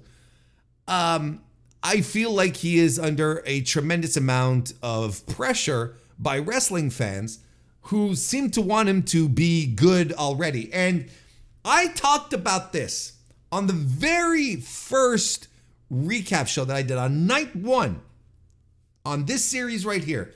I talked about it right there after Newman's match when he came out debuting new gear that resembled quite a bit Will Ospreay's gear, right? And one of the stories of Callum Newman is the fact that, you know, he's endorsed by Will Ospreay and that Will Ospreay is a mentor to him, helped him out, helps him out, all that stuff. And so, and when I saw the gear come out, I told you all right here, said, this is a double-edged sword. I understand why he's doing it, but we're gonna have to snip the Will Ospreay comparisons real soon, because otherwise this is gonna come back to bite him in the ass, because wrestling fans don't, they're not able to parse their feelings in these types of situations. Because look, we've either got one of two things happening. The people who hate Will Ospreay are looking at this kid and already hate him, or the people who, or people who don't necessarily hate Will Ospreay see this and they're calling Callum Newman, Will cosplay. They're calling him cut and paste. They're doing cut and paste Will Ospreay. All this stuff, dollar store, wish Callum Newman, right? Wish Will Ospreay, so on and so forth. I've seen it all. And I think it is extremely unfair. I think it's, I don't know what wrestling fans want in this particular situation, where this is a kid coming in to take up a spot that, someone like Yujiro would usually have, or Bad Luck Fale, or, Hikuleo, or, people who come in and who work like ass and put in minimum effort. And this is something that people have been clamoring to get for the past couple of years. And now that and New Japan listened, they even created the play-in thing where Newman was a standout in that. And now he's in Curtain Jerkers, where his role is not to steal the show. His role is to have a fine little match, a fine little 10-minute-ish match, and then hit the bricks. And somehow this opening G1 salvo for this 21-year-old kid is somehow turning into this judgment of his career, of where he's going and what he's worth. Now, if you don't see the potential that this guy has, I don't know what to tell you. Am I saying that he's going to be the next Will Ospreay? God, no. I'm not saying that in the slightest. I don't even know if he's going to be the next Tanahashi. I don't even know if he's going to be the next, Tetsuya Naito. I don't even know if he's going to be the next Sonata. I don't know. The point, and that's the point.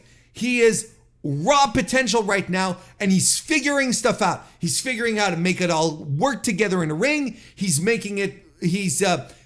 coming together, his personality's coming together, figuring out his character, his presence, whatever you want to call it. And it's in a G1, you could not have a better place to do this. And he's doing great work in the role that he is in. People are acting like Gato is strapping this kid up and pushing him to main event the Dome this year or in January. It's bonkers. If that was the case, yeah, I'd be sitting here going, well, isn't it a little weird that Gato has decided to push Callum Newman to the moon? We all know what he came in here for. We know what his role is. We know what kind of wrestler he is at this point. I don't understand. I don't understand the level of dislike. People, talking him down. They can't all be Yoda Tsuji's out the gate. They can't all be Oiwa's out the gate. They can't all be Yuya Uemura's. And yet, somehow this is what people are expecting. And he's 21. He is at the start of his career. This got so bad that even Will Ospreay took to Twitter to stick up for him, which is a testament to Will. Like, this is the stuff that he does, but completely unnecessary, because you're giving a stronger voice, Will, to these people who maybe not a stronger, but a louder voice to these people who are complaining about Callum Newman, who I nonetheless feel are in a minority, but the people who are complaining about it, I just feel like they're looking for something, and they're not able to seek through their feelings. Now, I understand that, some people made a very good point that, Callum Newman, a rookie coming in, and this I agree with. Callum Newman coming in, using the Os cutter to utmost efficiency, like finishing matches with it, when seasoned top guy Will Ospreay can't finish a match with an Os cutter anymore, and hasn't for a long time, for a couple of years easily. It's kind of weird that the rookie can finish people off with his move. I agree with that, especially Shingo, right? Shingo always pops up from all sorts of fucking shit, and he's popped out of Os cutters before. So, I mean, this is the criticism, which then boils down to Callum Newman is not ready, he's not a good wrestler, so on and so forth, which I can't get into. I do not understand it. I don't understand the level of dislike that exists for a literal rookie starting up in a huge position, being thrown into the G1, and having to keep it together so that he can play his role here, which is to have fun little openers, solid little openers. That's it. They're not asking him to tear the house down. They're not asking him to go 30 minutes. They're asking him to go 10 or sub 10. Right? 9 minutes, 8 seconds, 8 minutes 41, 11 minutes 56, 12 minutes 51. That's his longest match. 12 minutes and 51 seconds, 9 minutes and 46 seconds. And they're acting like this guy is doing, like this guy is doing 30 minutes, 40-minute matches. We're back to, as if we're suddenly back to that era of New Japan. I don't understand. Oh, we want new guys, and then you get a new guy. Yeah, but not like this. It's like, whatever Newman turns into, it's entirely on him. He has the potential, he has the tools, he has the backing, so it's all in his hands. But as it stands right now, I think what he's doing, the role that he's in, is completely fine. Absolutely. It works perfectly, in fact. I mean, if y'all want Yujiro back so bad, start writing your letters to President Tanahashi. Jesus Christ. Next match. Great-O-Khan defeated Jake Lee. Jake Lee takes this to the floor. He keeps this match nice and methodical. Which is lol, right? Great-O-Khan, he starts trying to slap on some submission moves, working the legs, the ankles. They trade some strikes. Jake Lee gets a kitchen sink and a back suplex on Great-O-Khan, who fires back with a German suplex. There's some back and forth, and Great-O-Khan lands the Dominator for the win.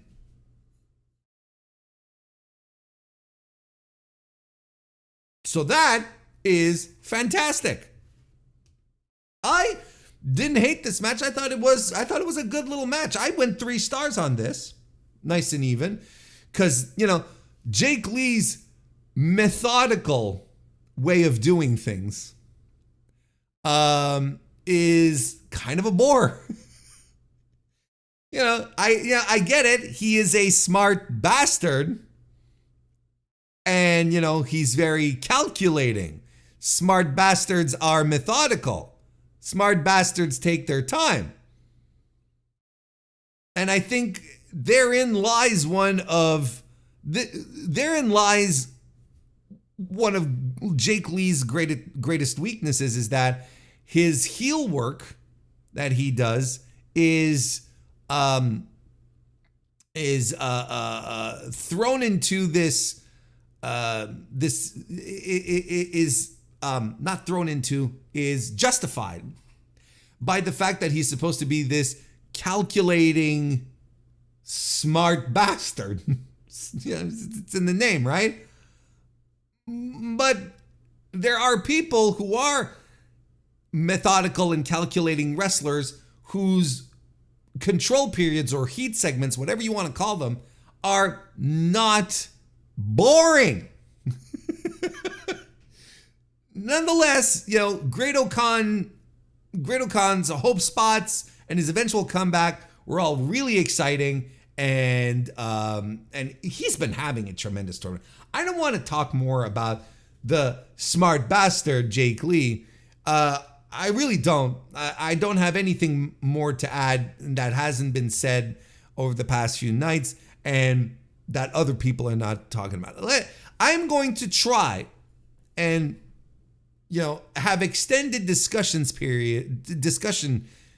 periods about Jake Lee when he actually does like something tremendous and unexpected, right? This was a good little match, so it's fine. Good for him. Good for the smart bastard. But Great-O-Khan, what a tournament he's been having. Like, he is absolutely going to be the guy whose final tally will not represent the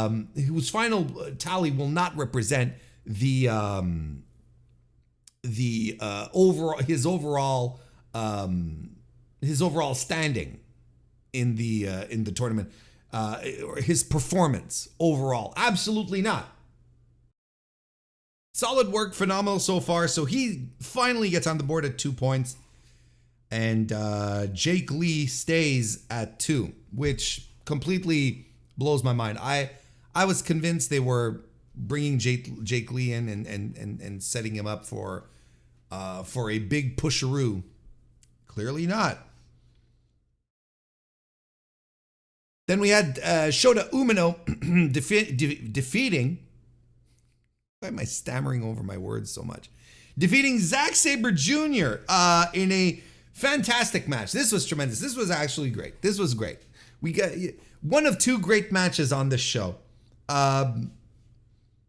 We get we get some stalemates in this match. They're taking their time. They're setting stuff up. And, an extended feeling out period where I'm looking at this and immediately I'm like, wait, are they going time on this one? Are we doing a draw? But no.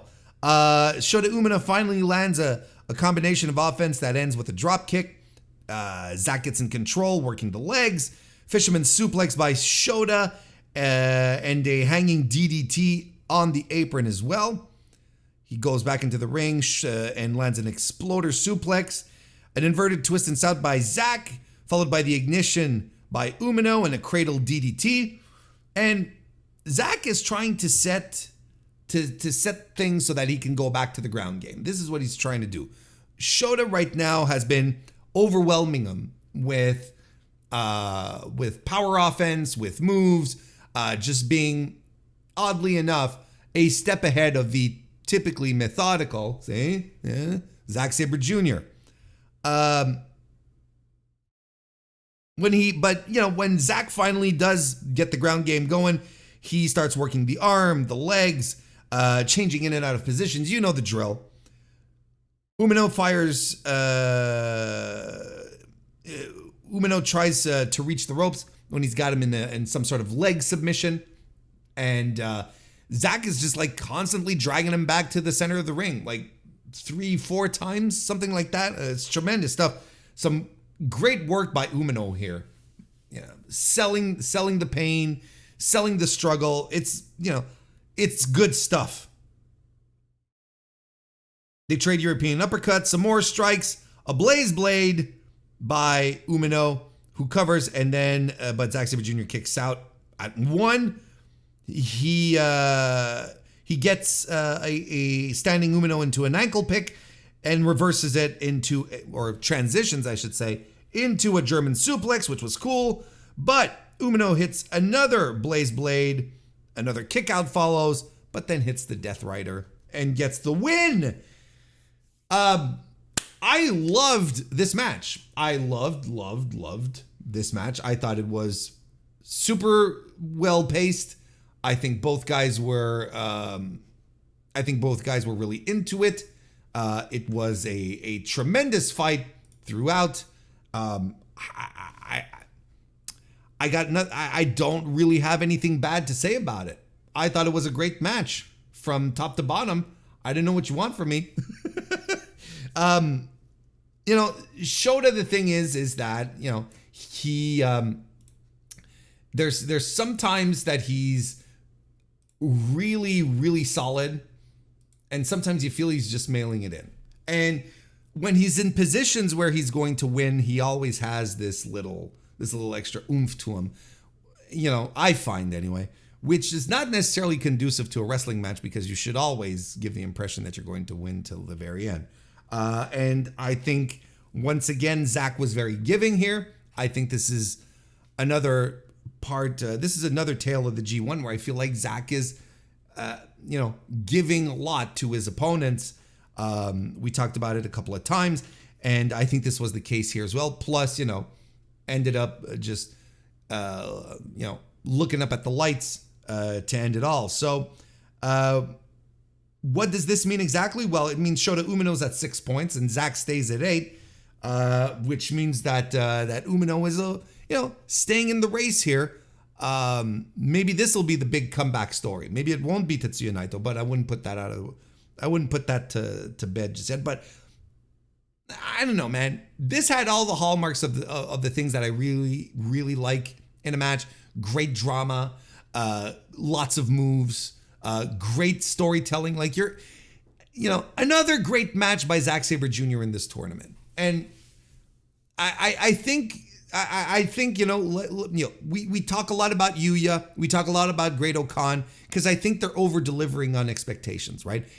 And not a lot of us are talking about Zach specifically, because I think Zach is delivering within expectations. We expect great matches out of Zack Sabre Jr. That's what we got here. And so it's not as much of a story, but he has been probably the highest level, the consistently highest level wrestler in this tournament so far. It's been great. So we're going to keep an eye on all of this. So yeah. Let's move on. Shingo Takagi and Gabe Kidd. Gabe Kidd defeated Shingo, actually, as we mentioned earlier.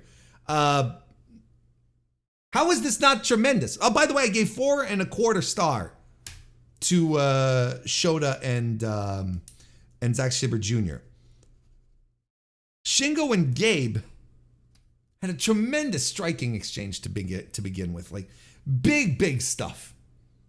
Suplex by Gabe Kidd, suplex by Shingo, who then lariats him down. More chops. They're just wailing into each other. Gabe hits an exploder suplex. They're just running through each other at this point. They're just like two bulls going head on.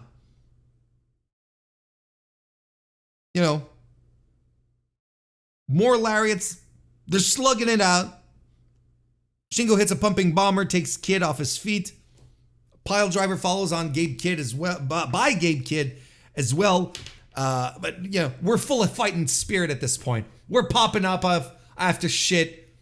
We're getting psyched. The audience is into it. Warren Hayes is into it.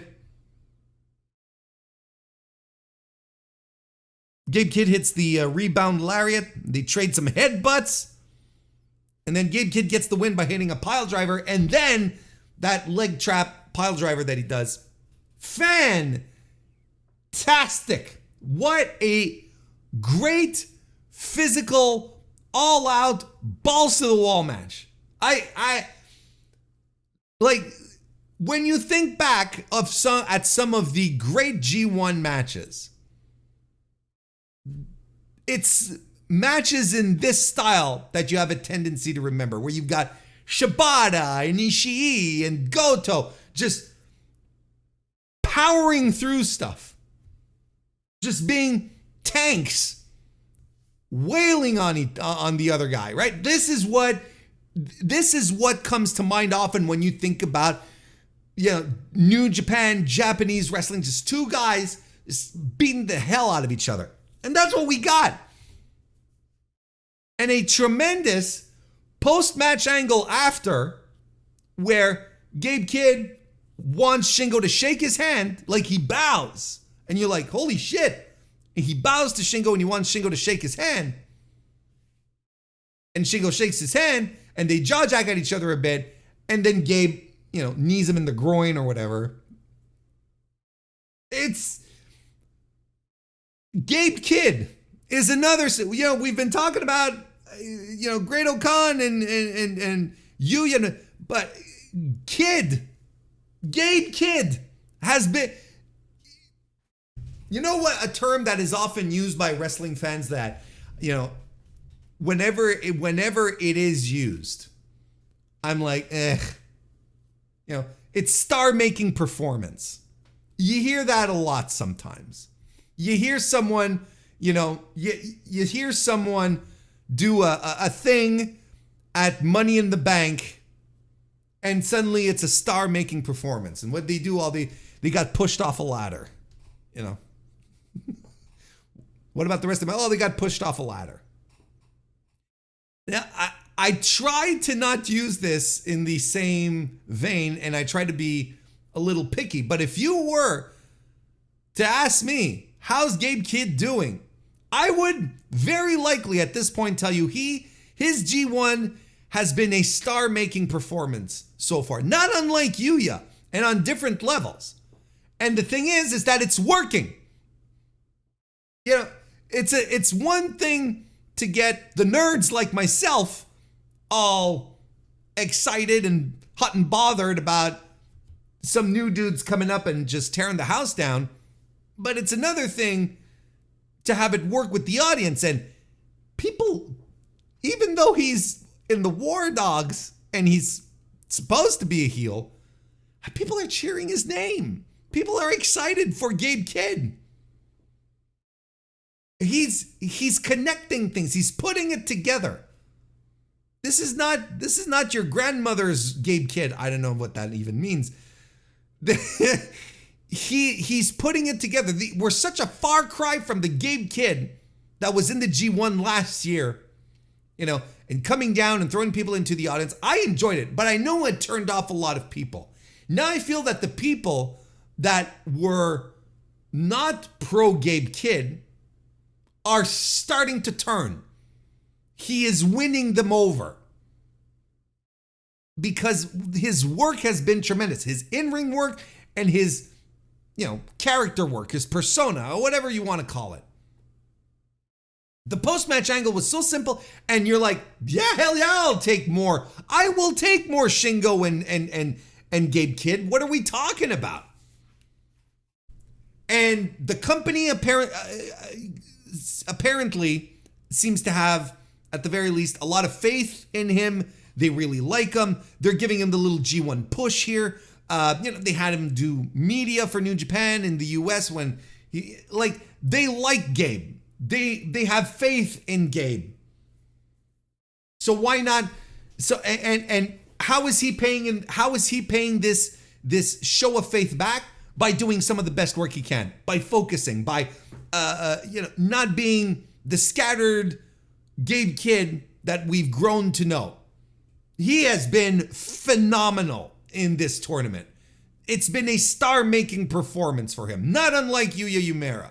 And this will unless there's a complete and utter turnaround, this will probably be the two biggest stories coming out of the G1 this year, outside of the winner, of course. It's how these two guys just rose from their stations into credible stars. And isn't that what we wanted out of this G1 this year? We wanted new guys to, dig their heels in and be like, no, this is my spot and no one's coming to take it. We want guys like Great O'Khan to say, look at these young guys coming out. I have a spot here. I'm digging my heels in and I'm going to work because this is my spot and you're not going to take it. Dave Finlay, same thing. It's exciting, man. I'm into it. Great match, 4.5 out of for me. Gabe Kidd, 6 points. Shingo stays at 4. And then we had the main event. Tetsuya Naito versus Sanada. Defeated Sanada. It's more than a versus. He beat Sanada. They exchange control periods at first. Of course, Naito, what does he do? He works the neck. Drop kick and plancha by Sanada follows. Standing neck breaker by Naito. And the short arm elbows as well. Frankensteiner follows. Magic screw by Sanada. Sanada reverses a Destino into a TKO. Hits the Shining Wizard and the Moonsault for the requisite Great Muda tribute. Rolling, Naito hits a rolling, running, sloppy Destino, but then shortly thereafter lands a proper one for the win. This was fine. Good little match. Yeah. Not anything that, again, blows your mind that you're like, oh, hell yeah, this was tremendous. No, it is what it is. It's it's Naito and Sanada and Naito in the physical condition that he's in, and Sanada being Sanada. So you knew what you were going to get here. And this was actually a little better than what I expected. I gave this 3.5 stars. I thought this was a good match. Don't get me wrong. It's just when you come off the high of a couple of really great matches and this is the main event. And this is not to say that Naito can't have a great main event anymore. I think he's just picking his spots. I think that physically he knows how difficult it is for him now. So he's just like picking his spots. And when we get to the real top matches, then suddenly, if he makes it to the finals, for instance, he's going to tear the house down. When we make it to Wrestle Kingdom, same situation. It's like there's absolutely good stuff left for Naito. And I think I said in 2 nights ago that I wouldn't be spending my time talking about Naito's health, but here I am. But I think there's still juice to squeeze out of Tetsuya Naito, who also, benefits from having sub 20-minute matches. 15. Well, how long was this match? 17:45. I think he benefits from having.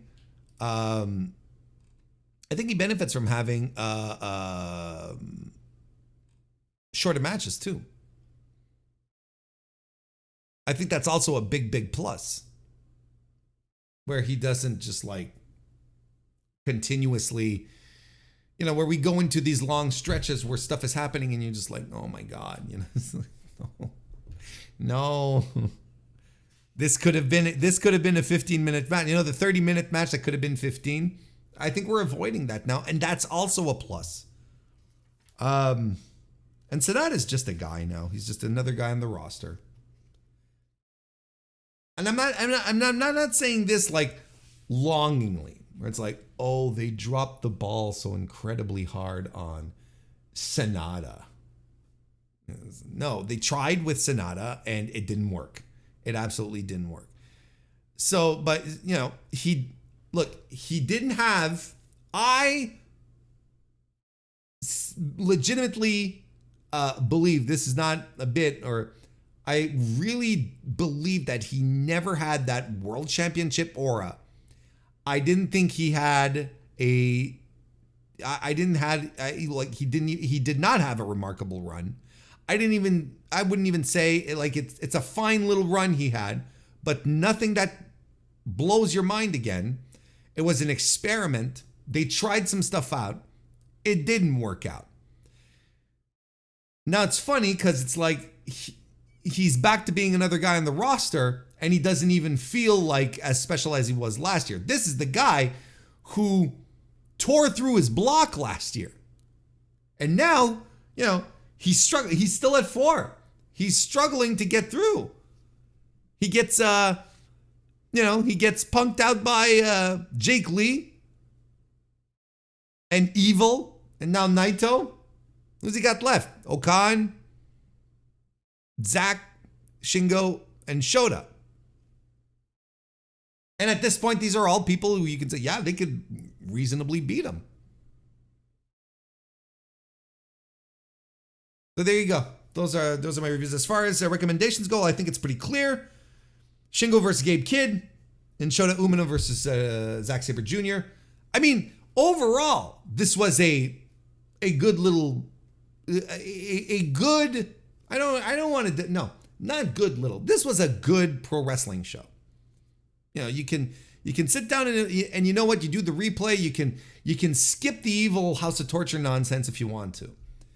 And you just settle in and you're going to get yourself a nice little a nice little chunk of pro wrestling, a nice little, hour and a half to that degree, where it's just like, yeah, this flew by. This is tremendous. This is good stuff.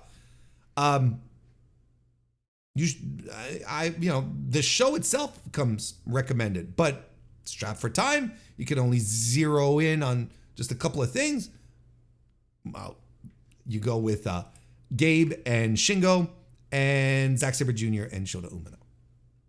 Those are the two recommendations. Now I have just refreshed the file to see if we got any updates on attendance for today, and we did not.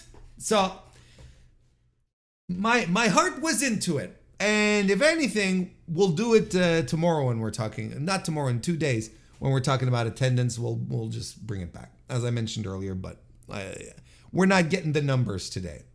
Hopefully, we get the numbers.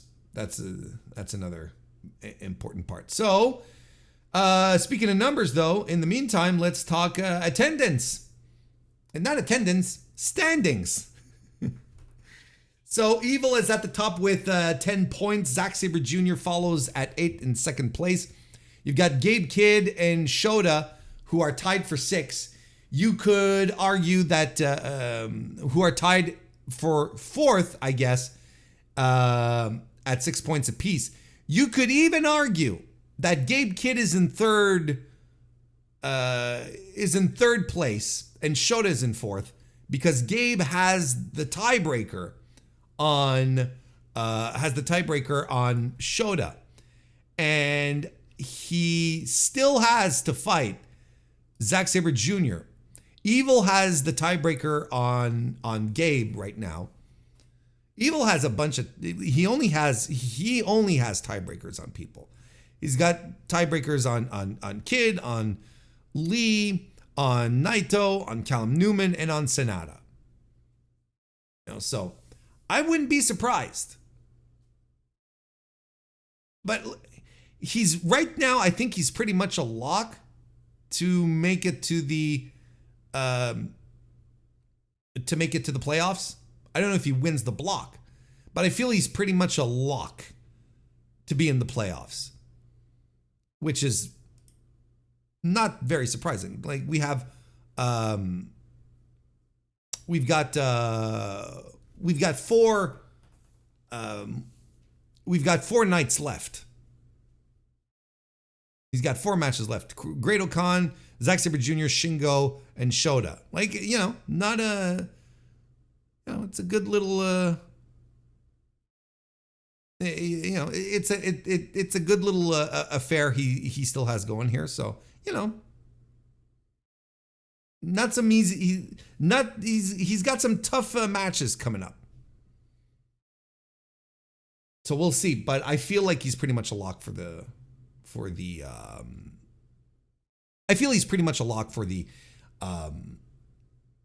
playoffs, right? Because even if Jake Lee were to come in and tie with him, well, he's got the tiebreaker. Same thing with Callum Newman. He even has the tiebreaker over Naito. So we'll see. But as far as Gabe Kidd goes, I'd put him in third place, even though he's tied with Shota, because he has the tiebreaker on Shota. Then with 4 points, Shingo Takagi, Callum Newman, Sanada, and Tetsuya Naito. Is this the part where Naito does his big come from behind, comeback win? Wouldn't be surprising. I wouldn't be into it. We've done the story, and we did it successfully last year on top of that, right? Last year was the year to do it. I don't know. And then bringing up the rear, Great Khan and Jake Lee, who's both of these men, their aspirations to make it to the semis, or not the semis, the playoffs, are dwindling mathematically. Jake Lee is in a very bad position because Evil, Naito, Zack, at least Evil and Zack both have the tiebreaker on him, right? So, and these are 2 guys who are expected to move forward. I kind of feel like next time we meet, we'll be able to start eliminating people. We'll be able to start looking at this and be like, I think this person's done type of scenario. So, because it's really hard to soft eliminate people, which is something that I'd like to do.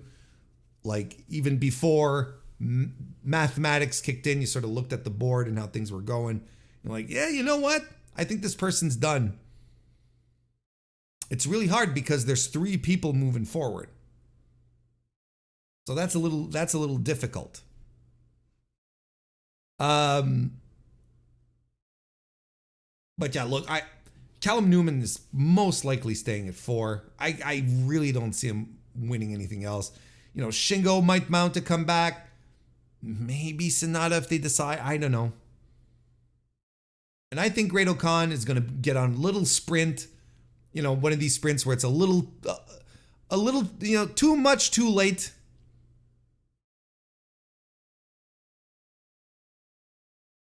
I think this is how this is starting to turn out.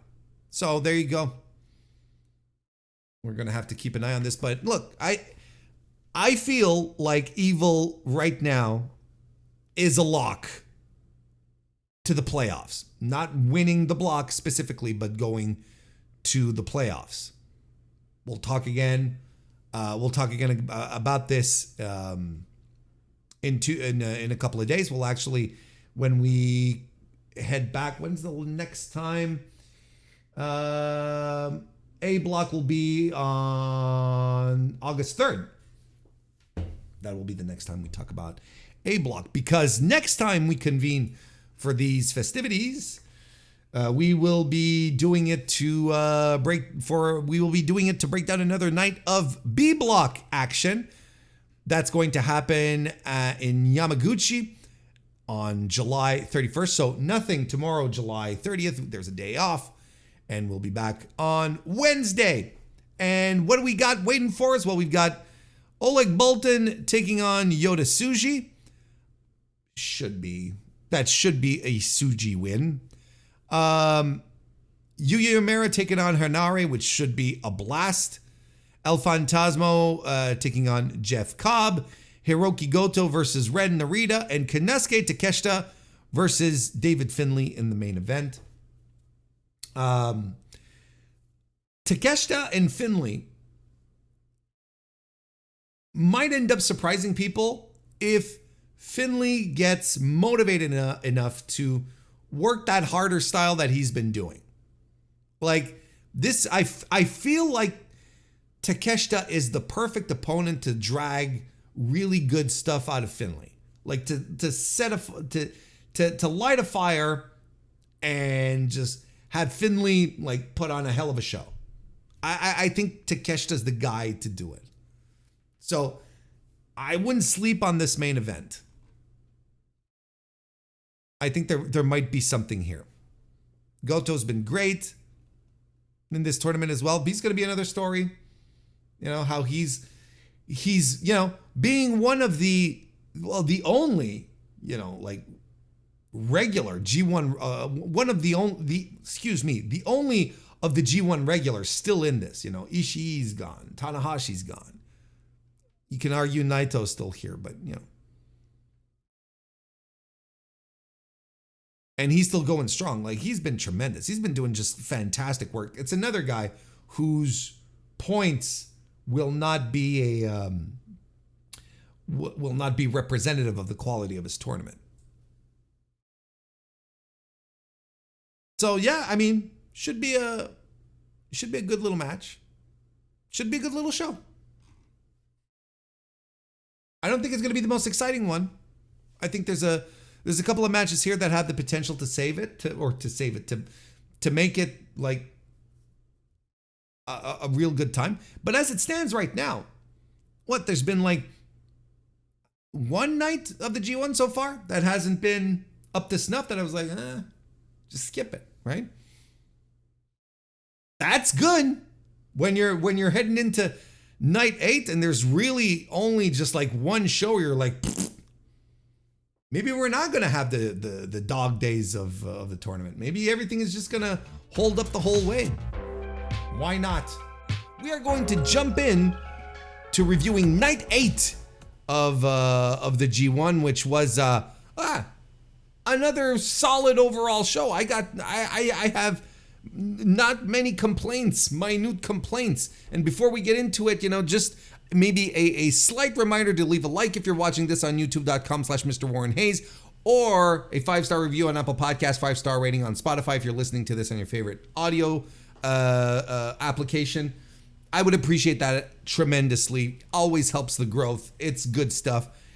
I don't want to dwell on this. I want to talk G1. I want to get into it, especially since we got, you know, I made some promises a couple of days ago when I was doing night 7 on Monday, and we were talking, you know, I didn't have the attendance, right? I didn't have the attendance to chat it up here, but now I do. And I told you I'd circle back to this on this day, and I'm a man of my word. So here we are, just to close off the festivities regarding night 7 in Fukuoka, the second night of G1 action. We had 1,757 people in attendance on Monday. I mean, it's just a fraction, a smidge more than, it's just a fraction away. Like, basically the same thing. I don't even want to say it's a fraction. It's basically the same thing as what we got on night 6 on the 28th on Sunday, where we had 1,780 people in attendance. So, you know, night 7, as we talked about, had the better main event. Naito, Sonata, absolutely, you know, the better drawing one. Why did it draw only in the same vicinity? Well, Monday night versus a Sunday night, I don't know. I couldn't tell you exactly. Kind of makes you wonder what would have happened if they hadn't put Naito in the main event for night 7, excuse me. if they hadn't put Naito in the main event versus Sonata, what kind of number they would have got on the Monday night.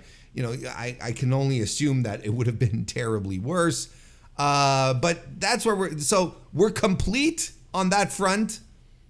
You know, I you know, the completionist in me has got it done. You know, I finished a side quest. I'm happy about it. Got the little achievement, and now we're ready to move on to the main quest, which is to talk about night 8 of the G1, which happened, of course, earlier today on July 31st, 2024, from Yamaguchi, Japan, in the KDDI Ishin Hall. It seems to me like this was a new venue. I don't recall. Let's pull it up here. Let's see. Let's do a little live research here. But I think it was a new venue that New Japan used earlier this year. The only other promotion that was in that venue this year was Stardom in May. It's a venue that's been used by Stardom in a couple of times in 2023. New Japan has been there. They haven't been to this specific venue in 2 years. Last time they were here was in December 2022. Night 11 of World Tag League happened here. So there you go. If anything, I guess it felt new to me. You know, with the time spent away, I was like, oh, isn't that fun? A brand new venue, but maybe not that brand new. Anyway, 1021 were in attendance for night 8.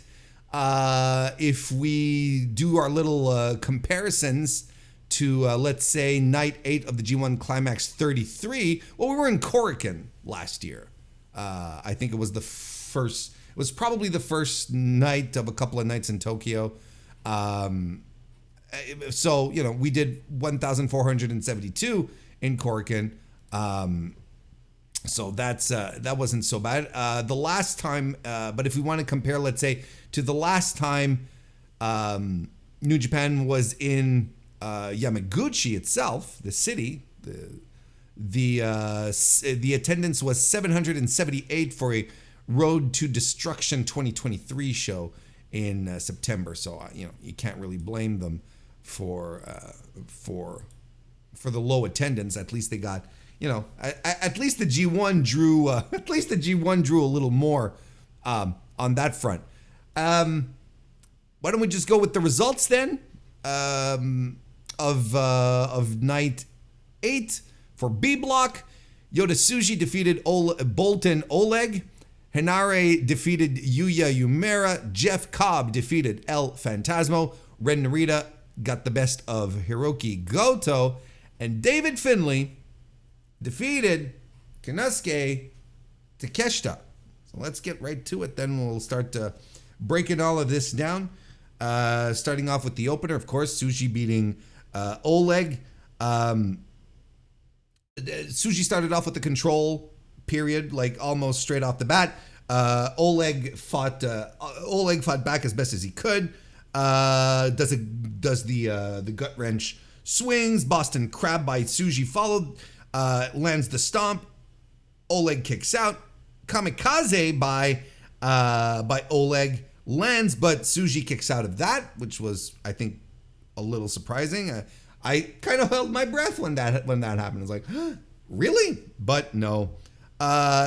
Oleg tries to go for another one, but Tsuji fights out of it and lands the spear for the Gene Blaster.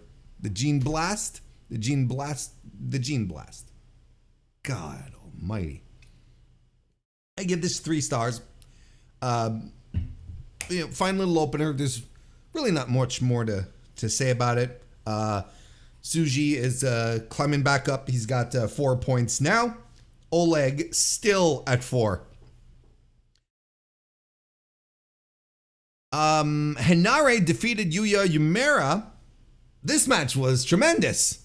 Once again, Yuya Umera involved in the best match of the show. I mean, this has been an upward, a steady climb for what did they call him? Heatstorm. Heatstorm. There's no Heatstorm. Yuya early on tries to chop Hinare, and Hinare, well, you know, he no-sells a bit of that. He takes him down. Berserker Bomb lands as well. Yuya fights back with a backdrop suplex. They trade strikes. Hinare takes him down with a liver punch. German suplex by Yumera. Lariat by Hinare follows. Yuya gets right back up and eats another lariat by Hinare. Yuya lands a drop kick followed by the flying crossbody off the top rope. Frog splash as well, but Hinare lifts his knees. German suplex by Yumera again. More strikes. Yumera runs the ropes and runs right into a rampage by Hinare. Yumera hits the dragon suplex, and Hinare ends the match with a Street of Rage. So there you go. Like I said, I thought this was a tremendous, hard-hitting, big moves, like, you know, big dudes just throwing each other around.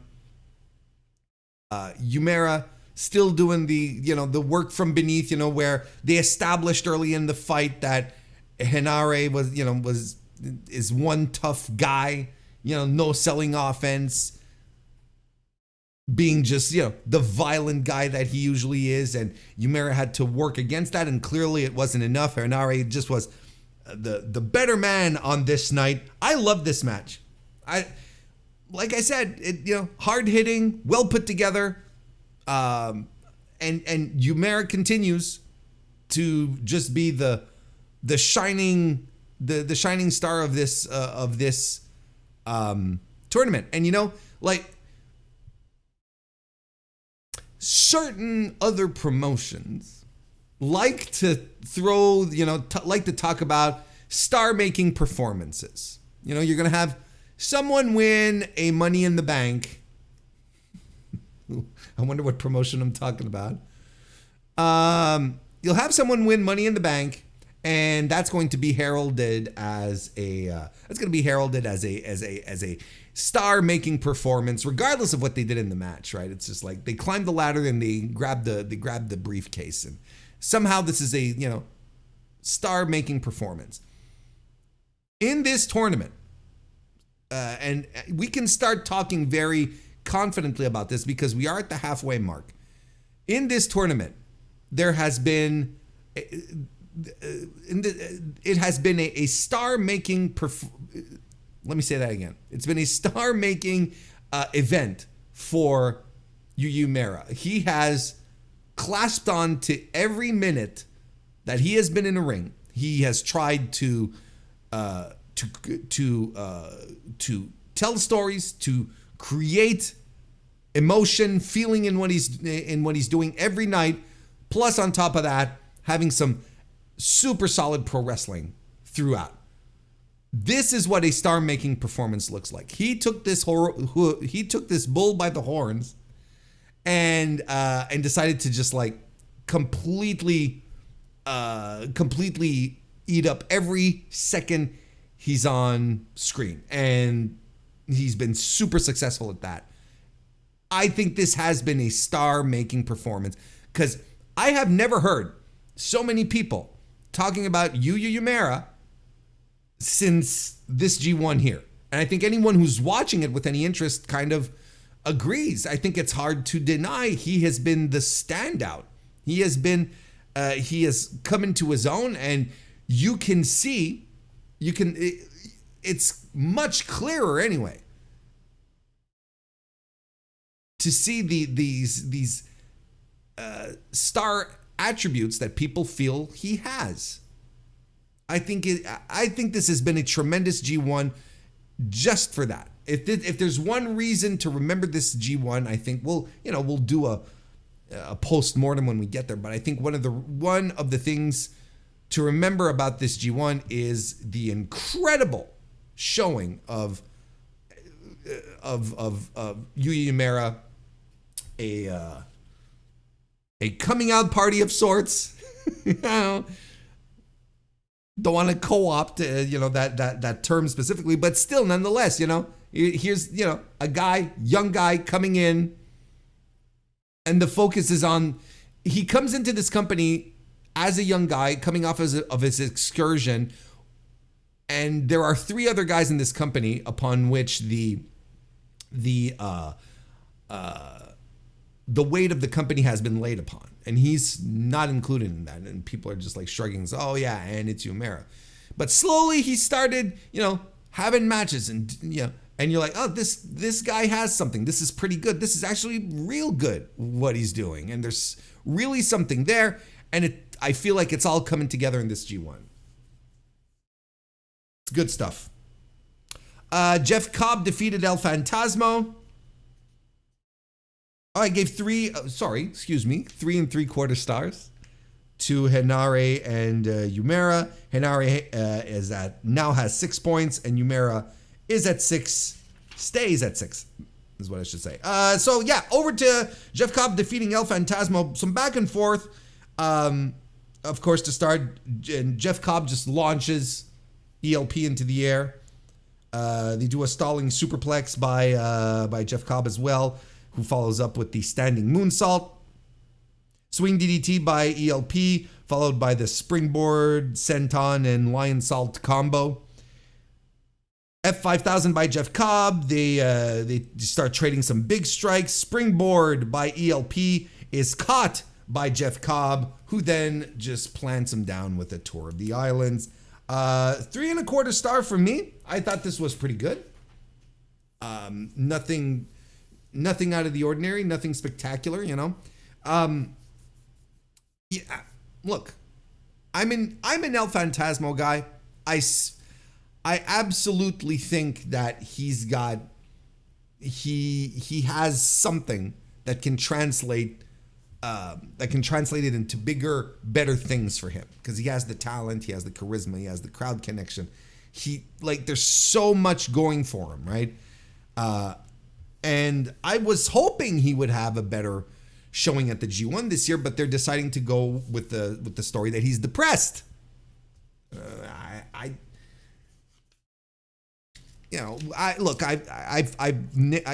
I've talked about this enough over the past couple of recaps, so I'm not gonna hammer this home again. How much I don't like it, and how it doesn't make sense when you're in a tournament for, anyway. What is it going to take to light a fire under ELP and just take a spot here? We've talked a lot during the course of these reviews of these daily recaps. We've been talking quite a bit of the idea of taking spots or making your own spot in the case of some of the younger guys, and some of the veterans or guys who have been around a little longer, who aren't necessarily shoehorned into the next generation group. Maybe for them, this G1 is, I need to show up so I can hold on to my spot. And that's why I feel like that guys like David Finlay, like Great O'Khan, are pulling out great performances in this G1 as well. Let's pump the brakes. Really good performances in this G1 as well, to make sure that they're not just tossed aside and their spot is given to someone else. And I don't feel that from El Phantasmo. I don't feel like he's digging in, like his spot is in peril. I don't know if he's just playing the story, playing the character, that he's so sad and depressed that his friend is gone. I don't know if it's that, or I don't know if it's just an overarching feeling of that. I don't know. I just don't know. But I don't think it's doing him any favors. And in an environment where guys are clearly, turning the work up, guys that you usually don't expect to have high levels of work. There are guys here who are turning up the work, I'm sure, in an effort to not be tossed aside, not be forgotten. Anywho, Jeff Cobb up to 6 points. ELP still at 2. Ren Narita defeated Hiroki Goto. Next, interesting stat pulled out by commentary. Didn't know if you picked up on this. This was Hiroki Goto's 145th G1 match. That's nuts. Like, obviously, this is the guy who is the most tenured that we have, right? With Tanahashi gone out of the tournament. It's crazy. Narita chokes. Goto uses a chair. Lots of nonsense to start. Ren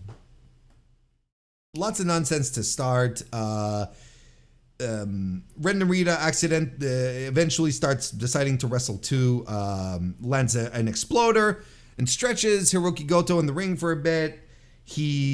Goto fights back with some strikes. Narita starts going for weapons. Specifically, the Hiroki Goto's staff, that he carries. But but before that, there was Inushi Goroshi and the strikes. And then we start going for the weapons. There's a ref bump, and then they both use weapons. And then the push-up bar gets into play, and the staff as well. Goto gets his staff, all the ref is down, and they start swinging at each other with their weapons like it's Lord of the Rings or something. And then after that, there's a ref distraction, which allows Narita to land a low blow and the X Factor, or whatever. I keep forgetting what he calls it. The double cross, which is, an X Factor, because an X is for the win. 2 3/4 stars for me. Just too much nonsense. I don't have much to say here. Don't have much to add. Konosuke Takeshita lost to David Finlay in a very good main event.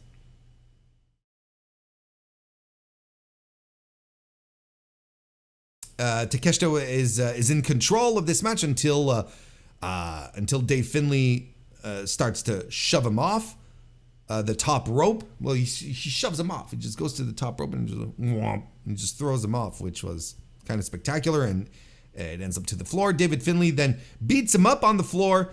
Brainbuster by Takeshita. Back in the ring. Then we go back to the floor, and there's a barricade spot where Dave Finlay actually throws Takeshita through the barricade, but it's not a gimmick barricade. Like, it's the door and it's latched, and that couldn't have felt good. So, you can't have a shot on this one.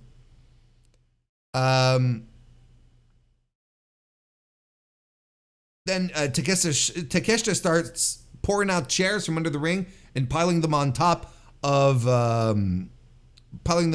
Dave Finlay, who then does who does a tope con hilo onto Finlay, onto the chairs, with just a tremendous spot. Back in the ring, he does a frog splash. Top rope senton follows, but Finlay gets the knees up, who lands the Irish curse backbreaker, then throws Takeshita to the outside. A Dominator beats up on him a little bit, brings him back in. Dominator, flying knee by Takeshita. Finlay lands the into oblivion. After that, Dave Finlay's in a bit of trouble. He's in a spot of trouble. He's getting pinned by Takeshita, and I really like this spot where Takeshita, covers him. The spot where he cover him 1-2 kick out, and then they cover him again immediately after. That spot. Takeshita did that, but instead of just going back for the cover, he punched Finlay a couple of times in the face, then tried the cover again. Finlay kicks out, punches him again, and then tries that I like. Then I'm like, oh, then wouldn't it be novel if someone would win like that? I'm like, why wouldn't he win with this? Wouldn't that be fun? It'd be different anyway. There's a ref bump because, of course, a little jankiness, some miscommunication was seen, but nothing too dramatic that these guys weren't able to overcome it. Takeshita does a last ride. Gedo is keeping Red Shoes distracted from returning to the ring, basically, which allows Dave Finlay to use the shillelagh on Takeshita. The ref comes back, counts, but Takeshita kicks out. Then we have some more Gedo stuff, and then there's a Blue Thunder Bomb that happens, but David Finlay lands the overkill for the win. I'm giving this one 3 3/4 stars. I thought it was a very strong main event. Thought it was a very good match, and I think it could have been better if we had, once again, just a good old-fashioned decisive finish. Just like someone coming in and pinning a dude and just moving on. I think it would have benefited tremendously. I wish there wasn't so much nonsense in these, because you sort of see the patterns, because they're patterns now, and you see it coming, and you're like, okay. Finlay, look, again, a great performance. Don't get me wrong, Dave Finlay working his ass off again. Just like some great stuff happening. And if I were to give you some recommendations, well, I would go with the main event, David Finlay and Konosuke Takeshita, and definitely as well Yuya Uemura versus Hinare. Those are surefire matches that will not waste your time. I like the show overall. That's another thing. Is I think this is an easy breezy watch. It's a good, it's a good show overall that occurred. You can skip over Hiroki Goto and Ren Narita. I didn't hate the match. It's just the nonsense keeps me from really fully enjoying it when there's too much interference and stuff. So I didn't hate it. That was good. I think there's a little something for everyone on this one. It's another good, solid night of pro wrestling in the G1 Climax, which then leads us to our standings, where there's a logjam at 6 points. Look at all these guys here who have 6 points. Yuya Uemura, Konosuke Takeshita, David Finlay, Ren Narita, Jeff Cobb, and Hinare. That's 6 people? If my math is correct, don't forget, I stink at math. 6 people, all tied at 6 points. Hiroki Goto and Yota Tsuji are at 4. El Phantasmo's at 2. And again, like it's way too soon to start talking about. It's way too soon to start talking about eliminations, like especially when you have 6 guys tied for first.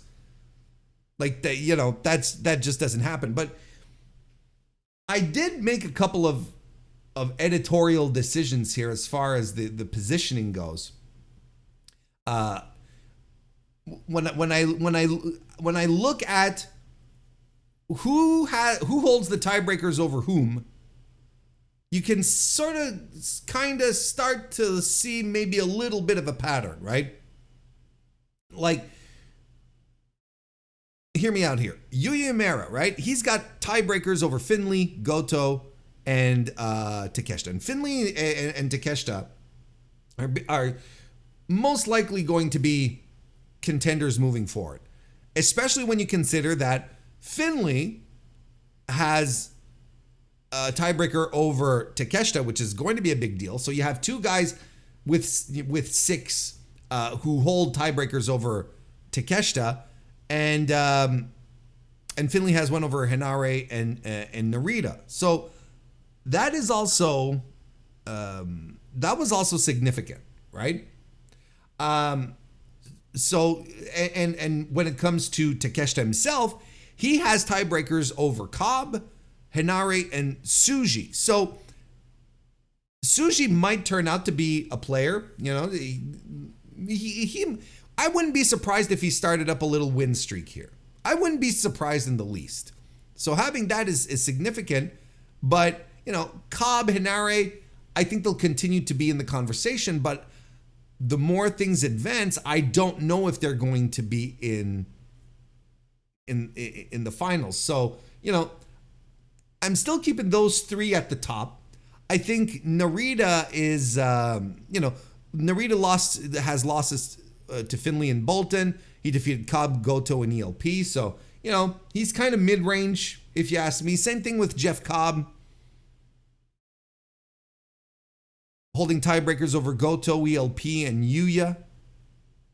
But lost against Takeshita and Narita. So that's significant. That's why, I'm putting him lower than Narita, because Narita has the tiebreaker over him. And look, El Phantasmo is most likely not going to be in the conversation. So having a win over him is not all that important, or having a tiebreaker, I mean, is not that important. But he does have a tiebreaker over Yuya, which could maybe end up being significant. But right now, I don't think he's in the upper tier of the 6-pointers. And I think Hinare is at the bottom of the 6-pointers. Seeing that he has tiebreakers with Bolton, Phantasmo, and Yuya. So Yuya is a big deal, but his two other tiebreakers over guys who probably won't be in the conversation for the end is not necessarily a good thing. And he's lost to Finley and Takeshita as well. So those are significant losses to have hanging over your head. Those are big tiebreaker possibilities for both Takeshita and Finley, who are going to continue to be players moving forward. So night 10 for B block is going to be extra interesting.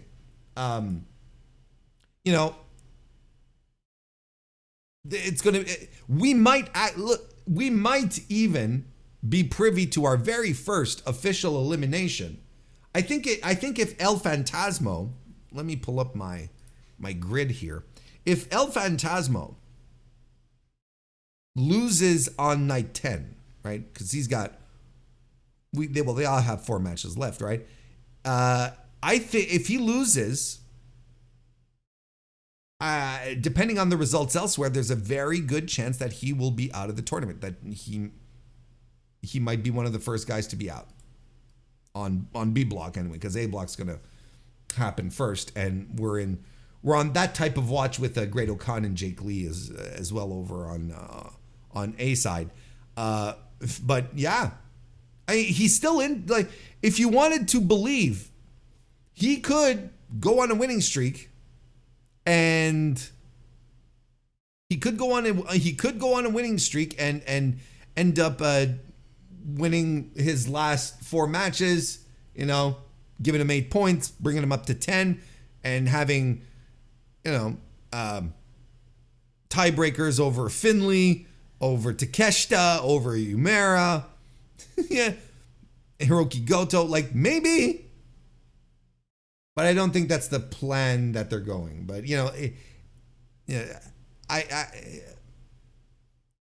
we're almost there to start calling eliminations. I'm not sure. This is the closest to me saying that this is a soft elimination, though. I'll tell you, this is the closest. This is the closest I've been. So yeah. So the upper strata of the 6-pointers, Dave Finley, Takeshita, Yumera, based on who they've beaten, makes sense to me. Narita and Jeff Cobb sort of like are in the mid-range, and Hinare is at the bottom of the 6-pointers, entirely based on who he's beaten and who is holding tiebreakers over him. So there you have it. Next time we convene, we are going to be here to talk about night 9, if I'm not mistaken. And is this? There we go. Okay. No, that's not right. This is not the right one. Hang on a second. I got confused in my windows here. So night 9 in Osaka at the Yamato Arena. We're going to be having Jake Lee taking on Callum Newman, Evil versus Great O'Khan, Tetsuya Naito versus Gabe Kidd, Sonata versus Shota Umino, and Shingo Takagi versus Zack Sabre Jr. I believe this is that there's a fair chance that this is the order, and because the order on New Japan NJPW1972.com has not been updated. It's still like messing around, and they haven't announced, like, you don't have the undercard matches there either. So I'm like, okay, what's going on? What is this? But this may be the match order. So the main event might be Shingo versus Zack Sabre Jr., and that is a match that has tremendous implications moving forward because, Zack Sabre Jr. is at 8, so he could potentially keep himself very high in the conversation against Evil, who right now is at 10. Evil is up against the Great Khan. You know, technically speaking, this is a match that Evil should win. So, but nonetheless, and Shingo needs every win he can get at this point to make sure he stays in a strong part of the conversation. Shingo currently has 4 points. Sanada versus Shota Umino should be very interesting as well. So should be Gabe Kidd and Tetsuya Naito. Very compelling night 9 is waiting for us in 2 days on July 3rd. 3 days. We got 2 days off. Right? Today's the 31st. That's right. 3 days off. 2 days off. We'll be back here in 3 days to break down night 9, which should be very compelling for night A. I mean, I'm already excited to come back and talk about it with you all. But for now, we're going to wrap things up. We're going to press the old stop button and go do something else. Thank you, everyone, for tuning in, watching, listening, and enjoying. Although that's very subjective. And I'll see you next time.